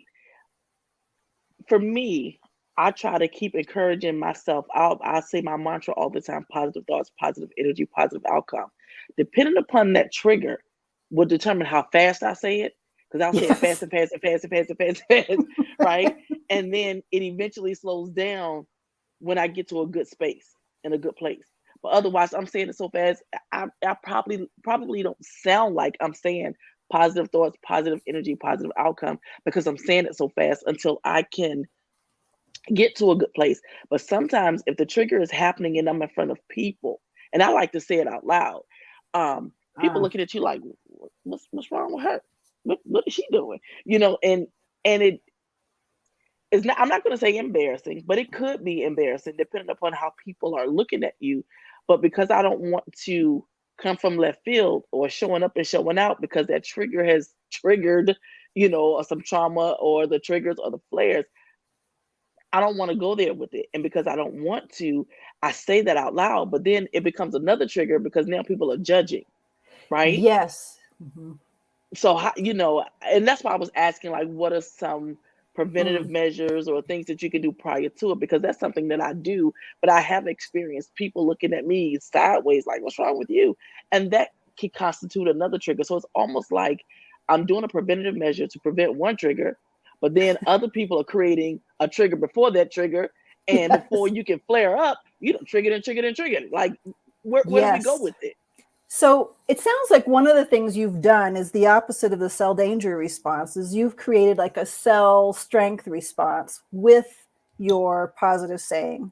So it already has a groove. And it's probably stronger when you say it out loud. But given that it has a groove, it might be that you say it quietly inside and even practice that at other times. That could be one way to do it, so you don't add another trigger to the experience. But it could be that you play with it and you say, okay, what kind of physical thing might I do? Like maybe you do this with your fingers behind your back, or you just touch your chest or something when you're talking, or you develop some kind of a physical movement. It could be visible or invisible. You could say it to yourself internally. And another big piece for triggers is the somatic piece for yourself. You may be already doing this, but feeling your feet on the ground, or feeling your clothes on your body, or feeling very, very, very present moment, that can actually require enough brain space that you have less room for the trigger. But also, and for some people, coming into the body can actually be triggering, so you can kind of see what it is for yourself, but the body can be very grounding, and how the body feels and the sensations in the body, where the body feels safe. And this can be someplace that you practiced before, but maybe it's your toe in your shoe or in your sock or on the floor and feeling the pressure. So the physical components can add to that as well. One of the physical components that I do today is I'll put my hand over my chest like this, like over my heart. And people are like, what's wrong? Like, are you okay? Like, is something wrong with my heart? And I'm like, no, but feeling my own heartbeat puts me at ease. You know, it'll help with the coping mechanism. And I'll just sit like this. And then some people will say, oh, you doing like a little old lady or something, but it comforts me. You know, wonderful. Yeah, and it sounds like it might be less triggering for whatever the judgment is. And I think there's actually an energy medicine, acupuncture, meridian thing about having our hand here or even over the sternum, wherever it feels good. That's actually also part of the support. So that sounds like a really great way to work with it. Let me throw something in here. Sandra, I'm sitting here this whole time realizing, don't you, or am I making this up? I know you're in the medical field, but I don't want to throw it out there unless, because I'm a nurse. Yeah, diabetes. Are you allowed to say which field? Say what now? Are you allowed? Is it diabetes? For some reason I was thinking that you work with people with diabetes. I don't know why that just. No, I work with a lot of geriatric patients. The vast majority of the patients we work with are geriatrics. I work in home care. And we do get a lot of mentally ill patients as well, but it's home care. Well, this is totally unrelated, but just because Dr. Mead is here, I know somebody that works in a geriatric care facility, and the ACEs that they're getting, adverse senior citizen experiences, like all I can think is that a lot of those people, especially if they're in their 90s, grew up around trauma, and now they're ending their life being traumatized by workers with ACEs. And she told me some of the stories in there, and I was thinking, man, oh man, those okay. Last thing, It's Dr. real. Mead. It's real though, Cindy, but their traumas happen usually mostly in rehab facility, the long-term care facilities like the nursing home. It's crazy. It is. And that's why I could only work for one for about a year and a half. It's overwhelming. Being born into ACEs and then leaving the world, getting Absolutely brutalized again. That's crazy. But Dr. Mead, I don't know why I transitioned to that, but that sour note, but I don't know why. It's Satan in his subtle ways. But Dr. Mead, I want to try something new before we exit out. And we want to get a first reaction. I don't know if you're familiar with Dr. Thema. She's one of the people in the medical field that's kind of therapy field. And she has opinions about people's behaviors. And I have two short clips of her. I thought they were very profound things that she shared in a recent interview with Mel Robbins. And I'd like to see if you could give us a real-time reaction to one of the videos. I'm going to show two, and you just pick one, and then toss us your thought. What's your reaction to what she's saying? And then after that, we're done. And Anthony, we're going to all go on live. We're going to stay live after Dr. Mead leaves, but is that okay? Does that make sense? I'm going to show two quick clips and then give Dr. Mead the microphone first to give us a reaction, and then all of us can respond to it, and then Dr. Mead can let us finish up the rest of the class. How does that sound? Y'all good? All right, here we go. Y'all, how many of y'all are following Dr. Thema? Out of curiosity. Recognize her? Okay, here we go. Can y'all hear?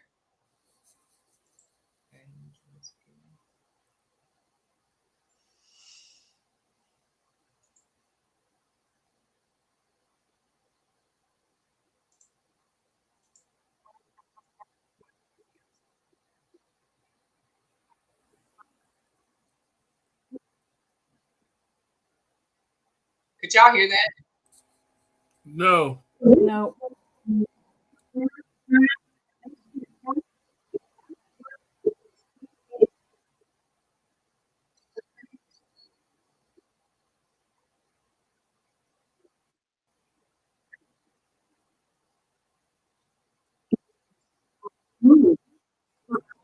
In high stress, Now, so can y'all hear? people mistake peace Can y'all hear for now? boring. Yes.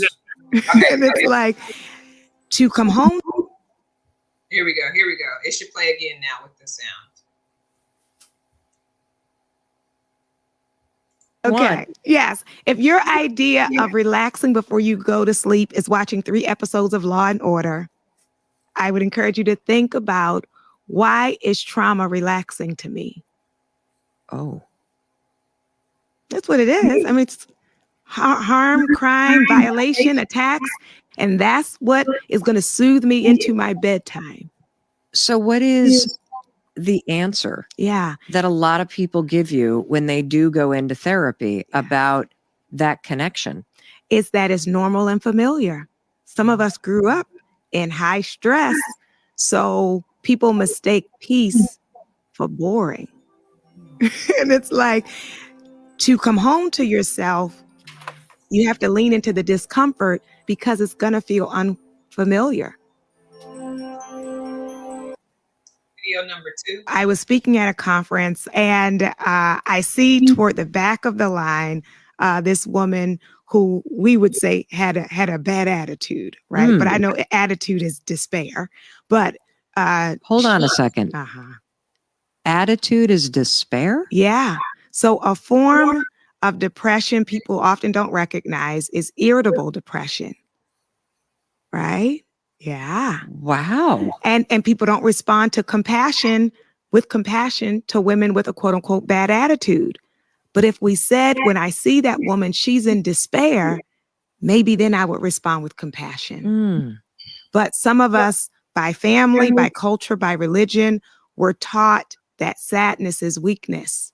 So we mask our sadness with anger, with bitterness, with attitude, right? But underneath it is the despair.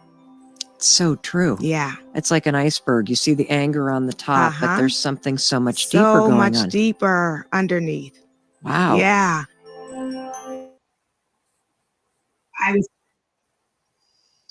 Toss your thought, Dr. Mead. Give us one of those, both of those, and then that's how we're going to close it out. Yes. And Dr. Nadine Burke-Harris has one where she had a conference person she was talking to, and that's what you get underneath it all. There's also underneath freeze is often our rage that had to get held back. Grief and rage for everything that we went through that we couldn't feel, that we couldn't act on. That, I think, is the context that can save the world. How do we keep looking at people's attitudes and realizing, okay, they're acting this way because of this mountain of stuff underneath? That was really well said. Thank you. Anthony, you want to toss a thought to one of those? I don't have any thoughts. That was very profound. Sandra, you want to toss a thought? First reaction? Yeah, the first clip where she was talking about the Law and Order, uh, I had to chuckle because I like all type of crime things. Law and Order, uh, Criminal Minds is my favorite show, but I don't look at it from a point. Yeah, because my husband said I need to watch you, but I don't look at it. I guess from the point that she says. Uh, my thing is, and I guess maybe it's because of my abusive background, I look at it with Criminal Minds is I'm trying to understand why you do what you do. I'm looking at the things that I feel that I need to know and keep in the back of my mind, as well as things I may, even though my girls are adults now, that I still may need to key them in on. So that's my thing. I mean, hey, Criminal Minds, I'll watch a rerun all day long. I'll do a marathon. Hey, Uh, Keisha, I mean, Sandra, and that's then the your boot camp training. That's the way you going through. That's mental training for you right there. Yeah. Yeah, that's your And mental I training. mean, and the second one where she was talking about the attitude, totally related. Because when I was initially sexually assaulted by my piano teacher as a young person, my whole attitude changed. I was angry. And so I was acting from a place of despair because I didn't feel as though I could go to my parents and really tell them what had happened. So that was something I internalized, and therefore, yeah, my demeanor changed, and people would always like, even though they would say, why is she always angry, the response from my parent be, oh, she always like that, she'll get over it, she'll be okay in a minute or so. So I totally related to that. Keisha, what's But your Criminal first Minds reaction? is my show. It used to be my show, no lie. I would watch it morning, noon, and night if I could. I don't go to sleep on them anymore. Now that I know what I know, I said, you know what? The devil is a lie. You are not going to be in my dreams. That's right. Gideon, because Gideon was in my dreams a million nights. So Keisha, I'll what's piggyback off of Sandra. I did too. I love them. SWAT, NCIS, all three of them. Criminal Minds, CSI. Listen, I can run them down to you. It can tell you the main characters of all. I enjoy them, but I choose not to go to sleep with them on my brain. I go to sleep watching America's Funniest Home Videos. I go to that like religiously every night. If you have the Fire Stick, if you got whatever you got, I go. Pluto is the favorite. The Pluto is the favorite, and I can even tell you the channel. It's got two channels where they got America's Funniest Home Videos and like favorite fails of stupid stuff people have done that is genuinely funny. I watch that every night before I go to bed, and I do that on purpose because I have done those times where I've watched the trauma driven shows and they become my dreams. And it's almost like I dream what I saw, but I see me in it, which isn't healthy, right? Because I'll be like, oh my gosh, did I do something? Did something happen? Because we'll piggyback on the question that I asked Dr. Reed earlier, the forgetfulness, the not purposeful, the trauma forgetfulness, and you don't remember like at all. And then when something happens, it comes back up and you be like, wow, that did happen to me. But you have forgotten about that trauma because I think it becomes a protective mechanism for us so that we can protect ourselves. We don't dwell on what happened. So your body helps you to forget. And so that would be a trigger for me to watch some of those shows. And it's almost like, oh my gosh, this almost happened, or this did happen. Or you can relate to some of those really bad things because they did happen to you, around you, or near you. And you have that feeling that you had when it happened for the first time. So I don't watch them before I go to sleep. And then with the attitude, which is the second one, the first time, my innocence was taken away, I was threatened to say that my parents were going to be mad as if I had done something wrong. So going to my parents wasn't an option because I wasn't a bad kid. So to say my parents are going to get me or chastise me for something I didn't do, I wasn't going to go tell them because I didn't want to get in trouble. But I became this mean person. Like I just wasn't kind to people. I would be kind in situations where I needed to be, but my defense mechanism is I almost like came out fighting. Like that was just my attitude.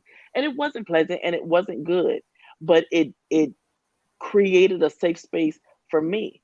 And what's unfortunate is it didn't protect me like I needed it to, because it happened several more times, right? But that's how it worked for me, or how I thought it was working. But I was also like 7 years old the first time. So I just was not a kind person. And my grandmother used to say, can we cuss? No, we can't cuss. You say yes, we can. We live, so the world gonna hear it if you do it. Oh, okay. So my grandma used to say, "You so damn hateful," and I'm like, "I'm not hateful. I haven't done anything." "Oh, you so goddamn hateful, Keisha. Just stop." And I wasn't being hateful on purpose. I was protecting myself, But it became a thing where I did it all the time. So the attitude was very real for me. And I had to do some adjusting as I got older, because I didn't like that. I love being kind. I love loving people and I love helping people. But I had to find that in me to want to change that. So that was my feedback. Thank you, Keisha. And Dr. Mead, I want to just quickly thank you for being a knowledge philanthropist and donating your time to us tonight. It means a lot to have access to people like you who have left such a large footprint on the WWW, wacky, weird world. You have left a large imprint on the wacky, weird world, and we're very grateful to have access to your knowledge. So thank you for coming, and thank you for being all about ACEs. Thanks for having me, and so good to meet with you all, and thank you all for your questions too. Awesome. We're going to hang out, and we're going to have some afterthoughts. Feel free. Carla, thank y'all for joining. Sandra, who we got? Clarence, Darnell, all of y'all. Caleb, thank y'all for watching. The what is it called? The replay will be available once we go live, once we end the thing. But thank y'all so much. Thank you, Dr. Mead, again. Thank you. Bye, everyone.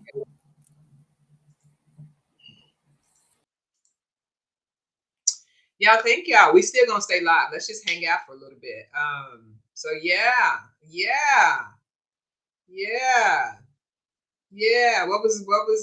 What can y'all use from that stuff tonight that we learned or that we heard? I ain't gonna assume that we learned it.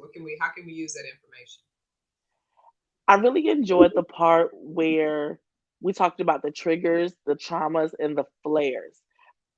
Being able to identify them ahead of time, so that when the triggers happen and things happen, we can take the preventative measures we need, so that people don't see the us, digging in. They'll be able to see the before and not the aftermath.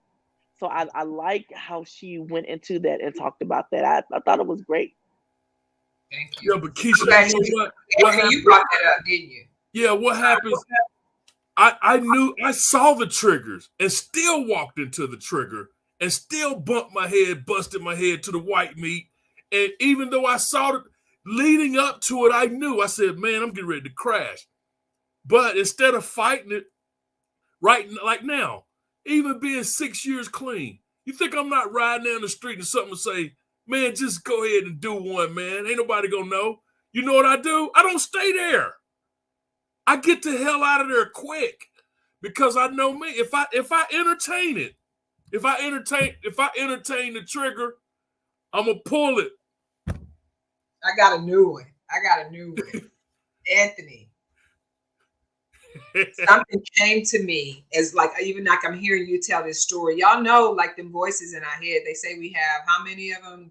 If on the low end is 6,000 thoughts per day, and on the high end 60,000 thoughts per day. I'm gonna say mine's probably on the higher end. Man, I'm at 100,000, man. So what I realized, Anthony, I don't know if this came from a book or whatever. When we hear those voices, we have to ask ourselves, whose voice is that? Think about it for a minute. I want you real quick to sing Little Red Corvette in your head. Go. Whose voice did you hear? I heard mine. How many of y'all heard Prince's voice? But I did hear. Think Mariah Carey, Hero, in your head. I hear Mariah. Now, when you think about that voice that was in your head telling you to pull over and get that hit, whose voice was that? Man. It damn sure it's usually either the first, it's usually our abuser's voice or the person that caused that pain on us. It is rarely our voice unless we've turned that voice on ourselves, basically, is what I discovered just recently. And they were talking about it in terms of marketing. So when they're marketing to consumers, they purposefully use celebrities and voices of celebrities, because when we get ready to buy that monster drink, we think about, or what was it, Lil Jon? Lil Jon used to do the Red Bull. Like, it puts that person's voice in our head in order for us to take that action. So the same thing, just thinking about whose voice is in our head when it's trying to get us to do that thing or that negative thought that we know we're trying to stay away from. Have y'all heard that before? Come out. Ruby says, is sobriety and your own values stronger than the urge to fall into the trigger? Oh my God. That's a good question. Yes. And what is the depth of that peach that we build? Ooh, what's the depth of that peach? Y'all, real-time reaction. Sandra, this first video is going to be a real-time reaction for you since you are a daughter expert. I want to show a couple of videos that I've saved because I think they're tied directly to the conversation on ACEs. And the conversation that I'm hoping to penetrate is in neighborhoods where people probably wouldn't be tuning in to conversations like this. They somewhere watching Law and Order or Criminal Minds. Ouch. Shots fired. Shots fired. But I don't go to sleep on it. I prefer to go to sleep with nothing on. My husband used to go to sleep with something on, like a Western or whatever, because I don't feel as though you give your mind time to relax and to get into that deep realm of sleep that you need to get into. And so that's where I find my best sleep, when there's nothing on or whatever, because if the mind is continually going, then things can play tricks on you. And you are, I think, a lot of times more easily triggered. Some people are. So I like to give my mind time to decompress, relax, breathe. And then in the morning when I wake up, I'm more refreshed. No lie, I had my whole wedding planned out for the smart dude with the curly hair, Reed. No, not Reed. Is it Reed? What's his name? Reed on Criminal Minds? Yeah. Shamar Moore. Not Shamar Moore, the white boy. I wanted the white. Oh yeah, the nerdy one. I like Reed. Yes, Reed. Yeah. But you know, I want to piggyback on an episode I haven't watched with Criminal Minds. I think I've seen every single one since it came out. I love them too. And but then when I went you, Sandra. Then I even did the whole season. I binged it when I was in Arkansas of the new one on Paramount Plus. Okay, hold on. I gotta come back to that one. There's a new one. Okay, I'm gonna come back to that one. But go, Keisha, what was you gonna say? I was gonna say I'm gonna piggyback on Sandra, how she says she's like to sleep and just all quiet. I have tried that and that didn't work for me. And I was in a long-term relationship, and he used to tell me, like, you don't rest. Your brain don't rest. He was like, I just sit and watch you sleep. He was like, you don't rest. And my brain is even going when I'm asleep. And with that being said, to ease me and allow me to sleep is watching like something funny, because I'm laughing, before I go to sleep. And then in my mind and in my dreams, I'm kind of laughing or whatever. But when we were dating, for a few years, he was just like, you don't rest. He said, even when you sleep, you don't. And I didn't realize that. I didn't know that I didn't sleep until, somebody told me. I thought I got rest like everybody else. But he was like, you don't. He was like, I'm going to record you. And I was like, don't you do that. I don't want to see it. So I had to find other ways to try to create a situation where I could rest. And I mean, I've tried all kinds of things. I just didn't know, like the white noise, regular TV, all the things. So too busy during the day with the words we never say. Clarence just So said that. how do you feel in the morning when you wake up? Are you do you have energy when you wake up? It depends. Sometimes I'm exhausted, like I have worked all night long. Yeah. Sometimes I wake up, I have slept really good, and I'm refreshed and ready to go. And I don't know if it depended on what I had going on the day before or what. I don't know, but I could tell you that. Well, I can't really tell you because I don't know. It just depends on the next morning. How I wake up will determine how I really slept.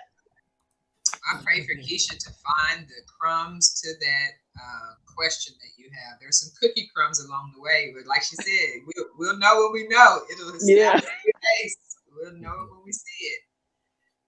Okay, y'all, let's do it. Let's transition. First reaction. Sandra, I'm going to give you first dibs at the microphone since you're the mama expert, but I'm just curious on what could be the daddy's traumas and how he responds to this situation. What might be this pop's trauma?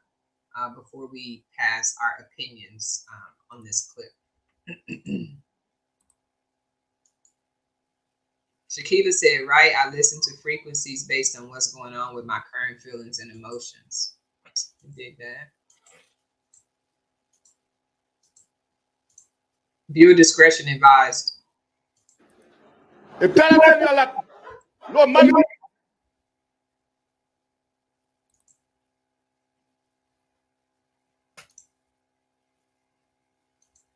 that. Look at my affair.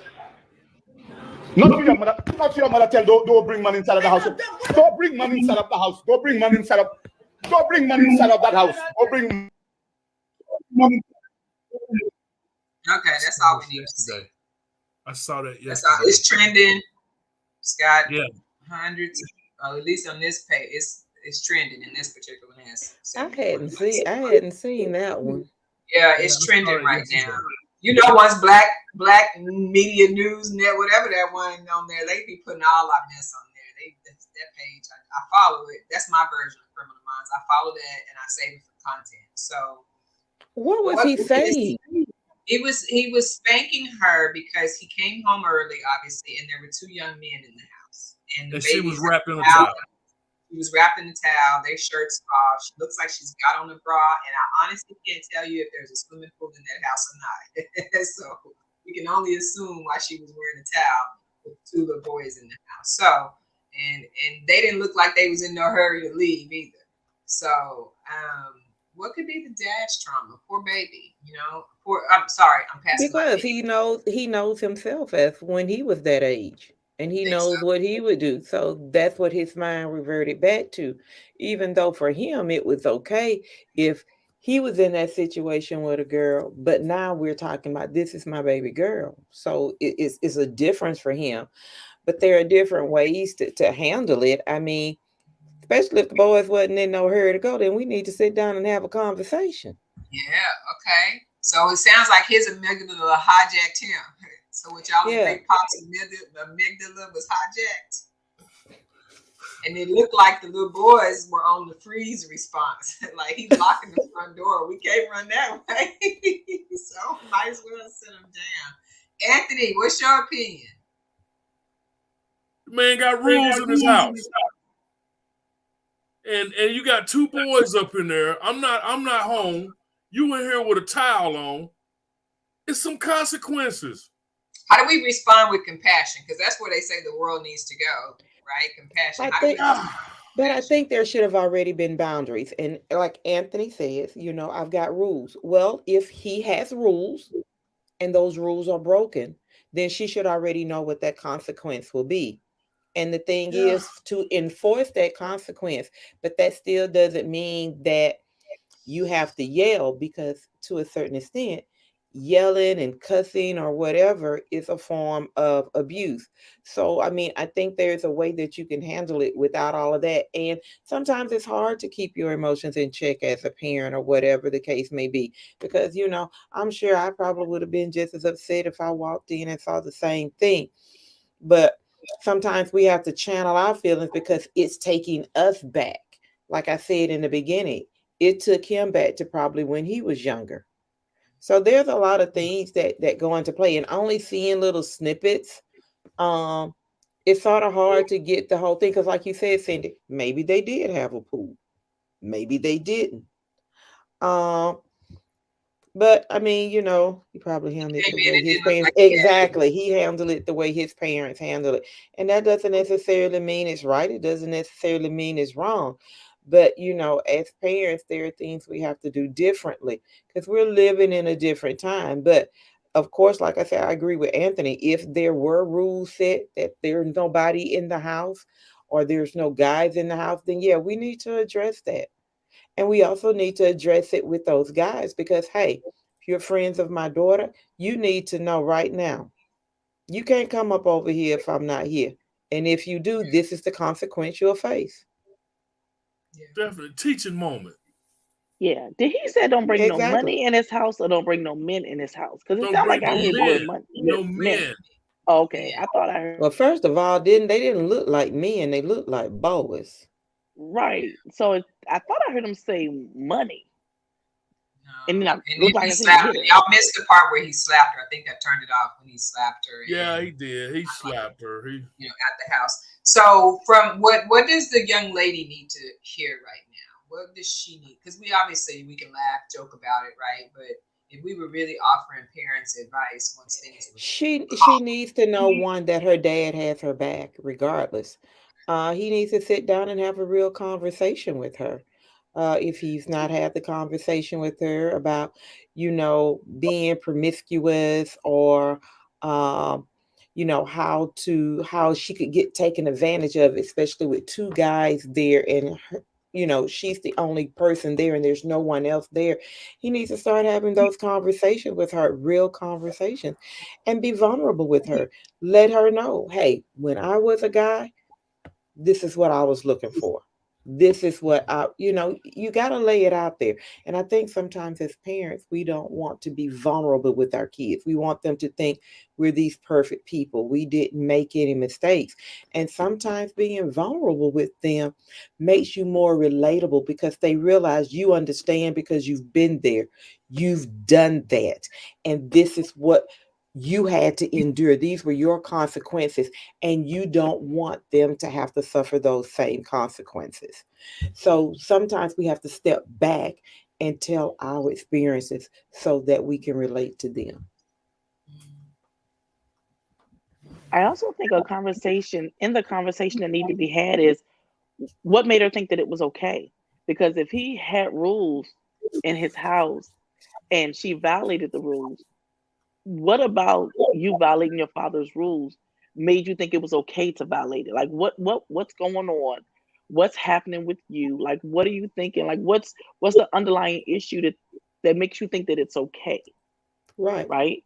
And then, like Sandra was saying, get into all the other conversations, but let's start from the beginning. What makes you think it's okay? Because maybe it's some other things that need to be addressed Well, that he doesn't even exactly. realize is there. Or maybe he could be a parent since you brought that up, Keisha. Maybe he's a parent. You're telling me don't have anybody, but maybe you're a single dad and I'm living with my single dad. But you always got all of these women coming in and out, but you're telling me not to. And yes, like I said, you're the parent. They should do what you say, but you can't tell a child to do something that you're not doing, that they see you doing differently, unless you've had that conversation. It's all about that communication, sitting down with them, being real, uh, and working together when you build boundaries. Boundaries isn't just about a parent throwing out things. You have to have conversations with them because sometimes you have to negotiate. Now, everything ain't negotiable. Don't get me wrong, but there no, everything ain't negotiable, Keisha. But there are some things that you can negotiate because my thing is, if it's not going to cause them injury, it's not against values or morals, then why is it? Because sometimes we hold on to a lot of things because we feel as though it gives us as parents controlled. But it don't give us no control. It how would actually he takes control away from us. I want to pretend for a moment. Can we go in character and pretend just for a moment? Sure. Let's pretend that this father had gone through SandraGolden.com's training. He got a little time with Anthony, and he also got a little time with Keisha. And this father was coached all the way up. Like, he was well informed. His trauma was healed. And man, he had done a complete 180. Okay. How would he have responded if he had walked into that situation, if he had been coached up? I think he'd have had everybody sit down without going in and cussing out. Everybody would have sat down. Would he have told them? No, they're gonna sit down the way they looking. They ain't going to put on No, nothing. no, we're not going to get nothing. nothing. Right. You got to sit down the way you looking, because we got to have this conversation. Because see, once you cover up and do all the things, now you think you're protected. No, sir, and no, ma'am. You gonna Adam and Eve? You gonna Adam and Eve? Because my thing is this: I need you to sit here. I need you to sit here, just like I wasn't here, just like you were sitting before I walked in the door. I need you to sit down like right it's straight now. out of Genesis. This sounds like that conversation God had with Adam and Eve. Come here, y'all. And then going back to Anthony, I'm gonna look at. He should look at that daughter and say, "Did I not have rules? Can you tell them what those rules were?" That's and then right, and then look at them and say, "What made y'all think it was okay to come to my house when I wasn't at home?" There's the conversation. Now give me some answers. Okay, well, he's all coached up. He's been coached by Keisha. He's been coached by Anthony and Sandra. And one of the little boys go, "She told me to come over here because you wasn't at home." And to me, that's the question for him. So if you know I wasn't there, regardless of what she said, so you do what children say do, or do you do what your parents say do?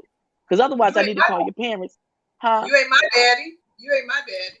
Okay, well, let's get your mom and daddy on the phone. That's what I was going. You ain't let me finish. You doing what a child say, and not your parents say. Let's get your parents over here. They can sit here on the sofa because you can't move and you're not changing. Your parents will come over here and sit down with us. Let's all talk about it. This is a teachable moment for all of us. I wouldn't be exclusive. I would be inclusive, because I will also include myself. This is a teachable moment for all of us. Let's get these parents over here. Because we want to know what they've told you about going over to other people's houses when the parents aren't there. And we need to all sit here and talk about what we're going to do about this, because you just can't have your way. Right. And if you get there and you know that the parent isn't there, then you should leave and not let your hormones lead you. So they go into a whole lesson if that dad. Okay, so we see that there was other options for the dad, but I think what we learning through our ACEs is that common sense communication get cut all the way off. Like, it's like you've been choked. There ain't no thinking getting up there. We about to react. We turn it on, and like there's no negotiating. So 2 more quick thoughts from y'all, and then we'll close out. I'm gonna share my screen again, and we're gonna actually watch 2 videos back to back, and then let's come back and see how we feel about the opinion of the doctor, and then the experience of another child that was trending. And I'm curious to know what advice we could give to this mom if we were to have her sit in front of us. So 2 more.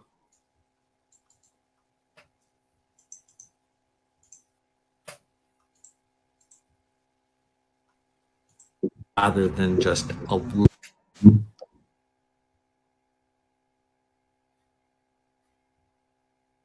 children are like violins. They play the stress of their parents. If you want to raise a mentally strong child, you have to work on being mentally strong yourself, which means you cannot believe every stupid thing you think. We talk about disciplining children. You need to discipline your mind. Whenever you feel sad, mad, nervous, or out of control, write down what you're thinking and just ask yourself whether or not it's true. Direct your mind in ways that help you rather than just allowing it to hurt you. Children are like violins.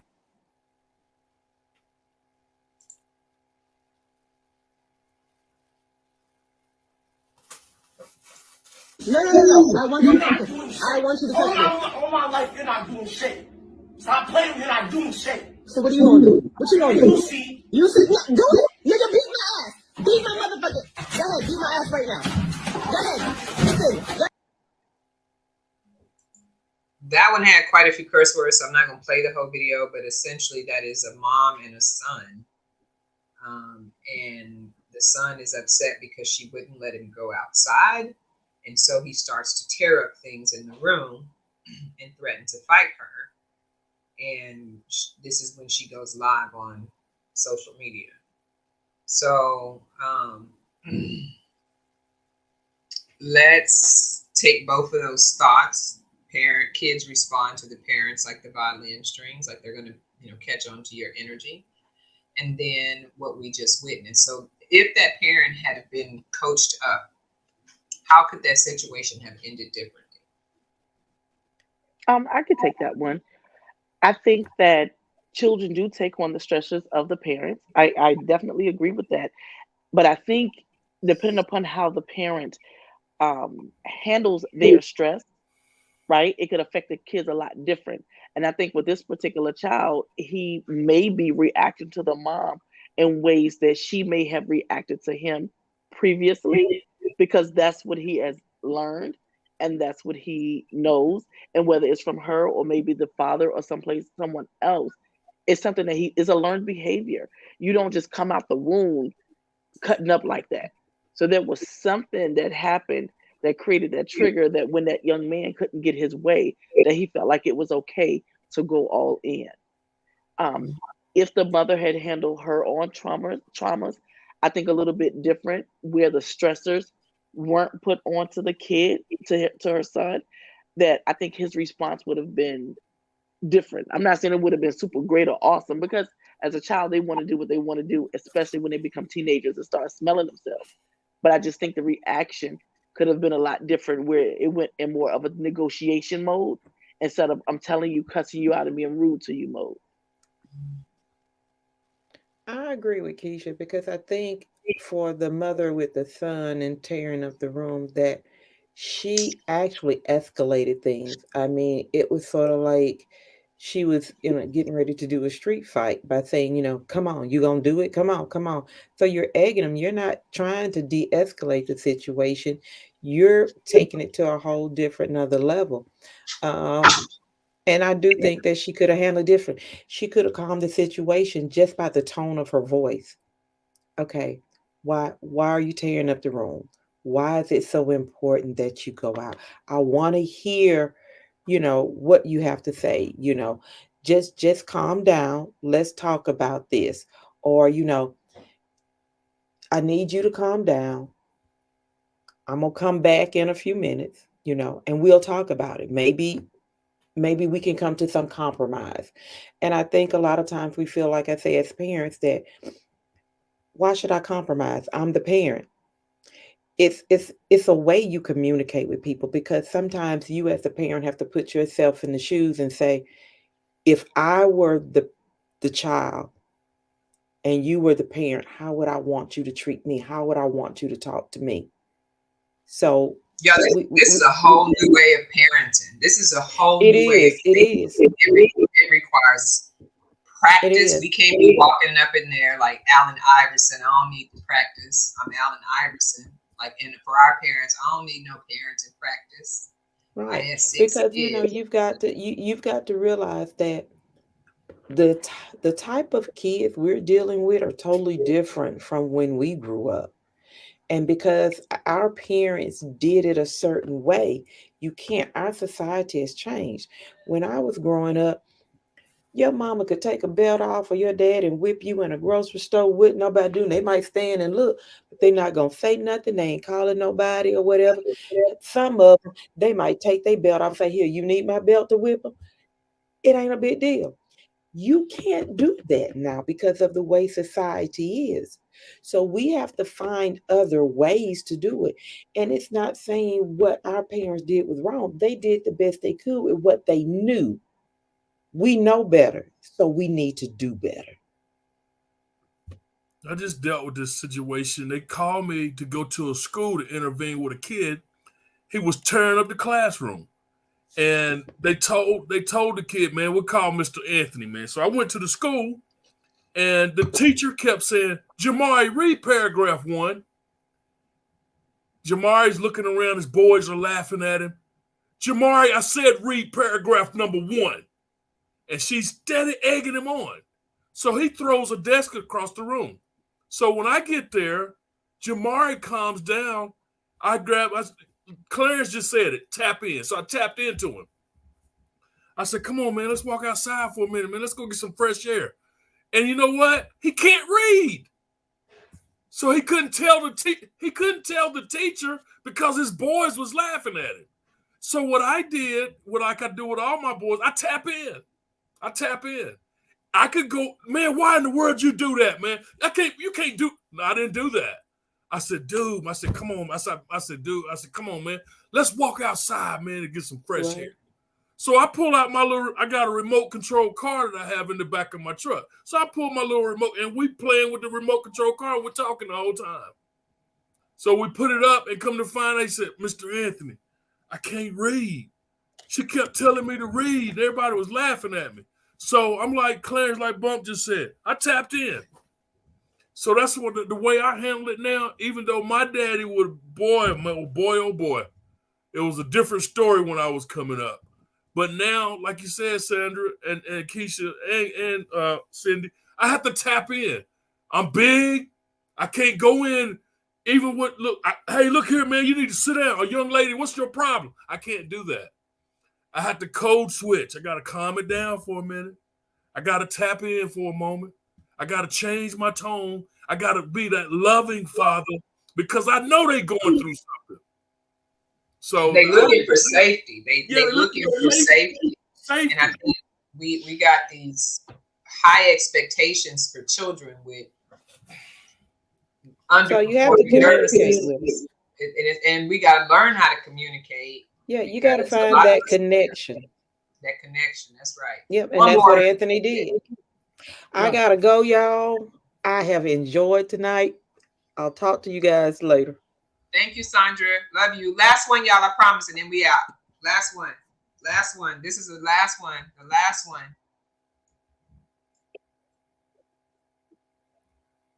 Can y'all hear that? No.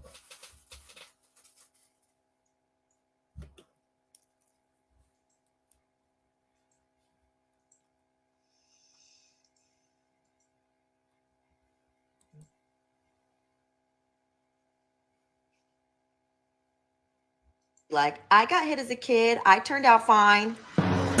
But you're a people pleaser. You're emotionally inept. You operate in fight, flight, or freeze responses. You're engulfed in Stockholm syndrome. You have anger, jealousy, and insecurity issues. The prompt, I feel, gives you anxiety. You date and surround yourself with abusers because you don't know how to properly identify abuse. And you don't set any boundaries because yours were always violated. And those who do set healthy boundaries, you perceive that as acts of disloyalty.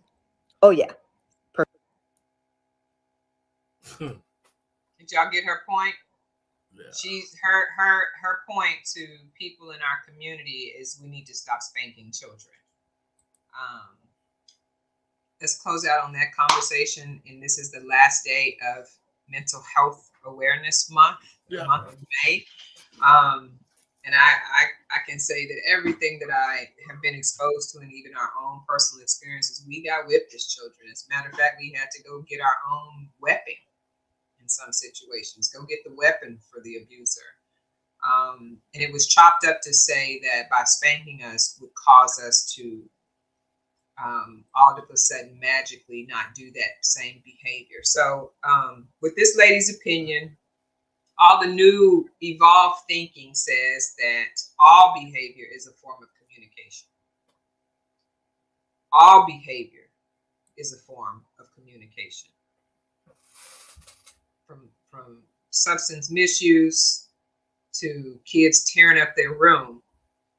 If I'm using something physical or fight, flight, freeze, fawn, I'm communicating to you that these are the only tools that I have access to right now. So in response to what we know about spanking, beating, or using corporal punishment to get kids to change their behavior, toss a thought. with what you just heard, the social influencer's opinion, because she got a lot of backlash. That, you know, kids need to be spanked in order to comply. Toss a thought and let's close it out. I think for me, it is situational, situational with how you handle that. I'm not saying that spanking is the go-to. I'm not saying spanking is the end all, say all, or any of those things. I do believe, however, if there is a consequence for an action and they receive that consequence, I'm saying that you build up to, you know, a more I'm gonna get you type of consequence, right? And I'm not saying either of them are right or wrong. I just think that that shouldn't be your go-to. If spanking is what you do and it's part of your discipline, I don't think it should be your go-to. I think that there should be levels of discipline, and depending upon how things are working, if spanking is something that you feel like you need to do, I think there should be some guidelines around that, meaning that a child has a lot of behind back there. So you shouldn't be abused and hitting.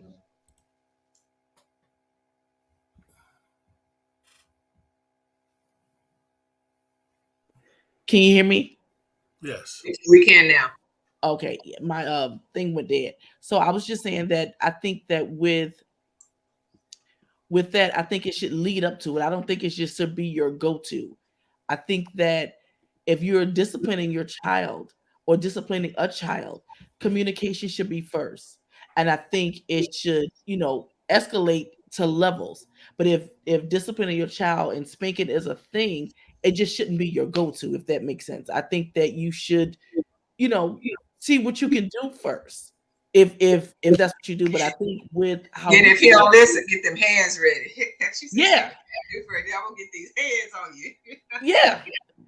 I mean, and you know, part of that is how we grew up. Like we had to go get our own switches or go get our own belt, which also had a name. I don't know if that's a form of abuse, right? Because you had to go get Ours that. was called the cowboy belt. We knew the name, we knew where it was located, and yeah. So okay, Keisha, thanks for tossing your thought. Anthony, you got a opinion?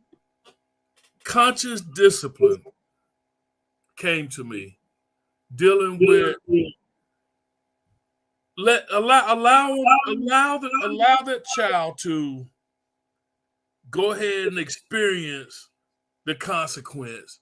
Let them walk in it. But I think we could take that same conflict and turn it into teaching opportunities in a way so everybody could gain their composure. I do this. I do this with my boys. They could be all over the place, but I allow them to feel the consequences of everything they're associated with at the moment.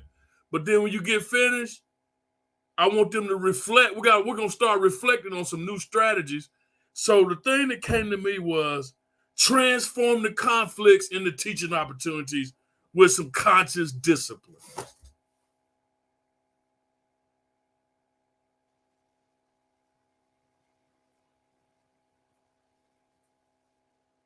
Yeah.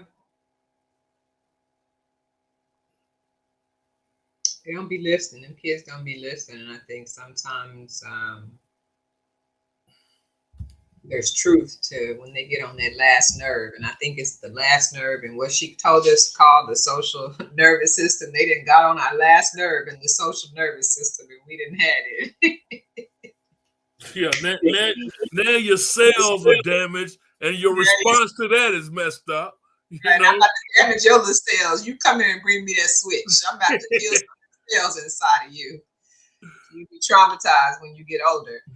Y'all, it's been real. We got a heavy load to carry, and it means a lot to be in this space with y'all. I will say next month, June, which is tomorrow. It's funny. Next month's tomorrow.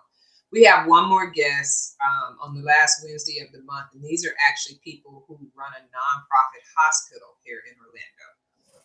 And so they're going to be coming from the perspective of what it's like receiving people who are coming in for some sort of care.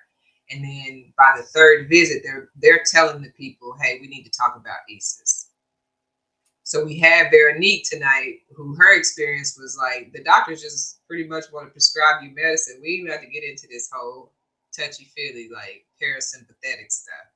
Where this hospital was like, pump the brakes, we doing something different. And so the founder of this particular hospital started his own nonprofit hospital, left the traditional system, and he said, I want to treat patients at a therapeutic level. So he is seeing patients, or this particular hospital is seeing patients that only take people without insurance, to my knowledge. And they specialize in serving people who are coming over to our country with no resources. So that's one of their specialties, right? Because it's like, if they're going to be coming over here, we want to make sure that they understand what we know about trauma, so that it doesn't continue to be passed on. So instead of like fighting the system that way, they're trying to educate the ones who will listen when it comes to the connection with what's happening with us physically and medically in our childhood adversity. So we'll have them as our last guest. And then July, y'all, we graduate. We did this. We are going to graduate. We did 11 month stint together. We did an 11-month stint together. Keisha, you came in August. It's real, right? And I feel like we have grown. We know more. We know each other. And so I want to make even though it's going to be an online graduation, we're going to make it the best online graduation. And I hope that you all can find somebody to invite and bring to that. And that's going to be the last day in July. Y'all get your little golden certificate, your little ACEs Matter seal of you flaw, you legit. Here go your street cred. You did 11 months with us. So excited for that. And let me know how I can support any events y'all are doing. Text me, email me, tell me, Cindy, put this on the calendar, and I'm gonna do my best to get it done. Ruth, Ruby, Clarence, Shaquila, who else checked in? Matt Perlstein, Corey Jackson, Carol Hayes, Shaquila invited some people. Y'all, thank y'all for checking in. We just planting seeds, and we hope that one of the seeds that we planted tonight sticks. Sticks you where it feels good. That's what we want. We hope these seeds we planted grow somewhere. So thank y'all. We out. Log it off.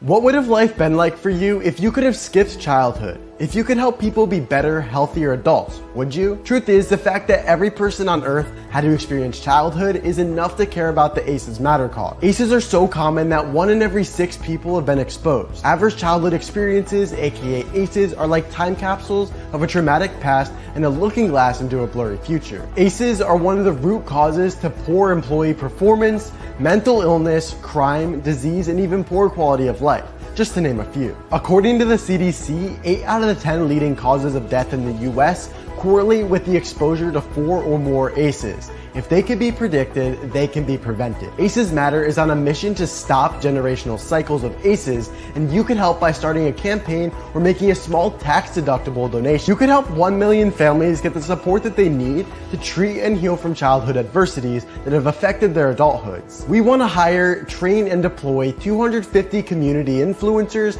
by the end of 2025. Our goal is to raise $1.3 million in order to begin with operations for this initiative. Donations would go towards mobile deployment of trained trauma professionals, community outreach, and door-to-door awareness. Get involved, see the results, save a life, and repeat. Visit acesmatter.org to learn more. Let's be real, we need to heal.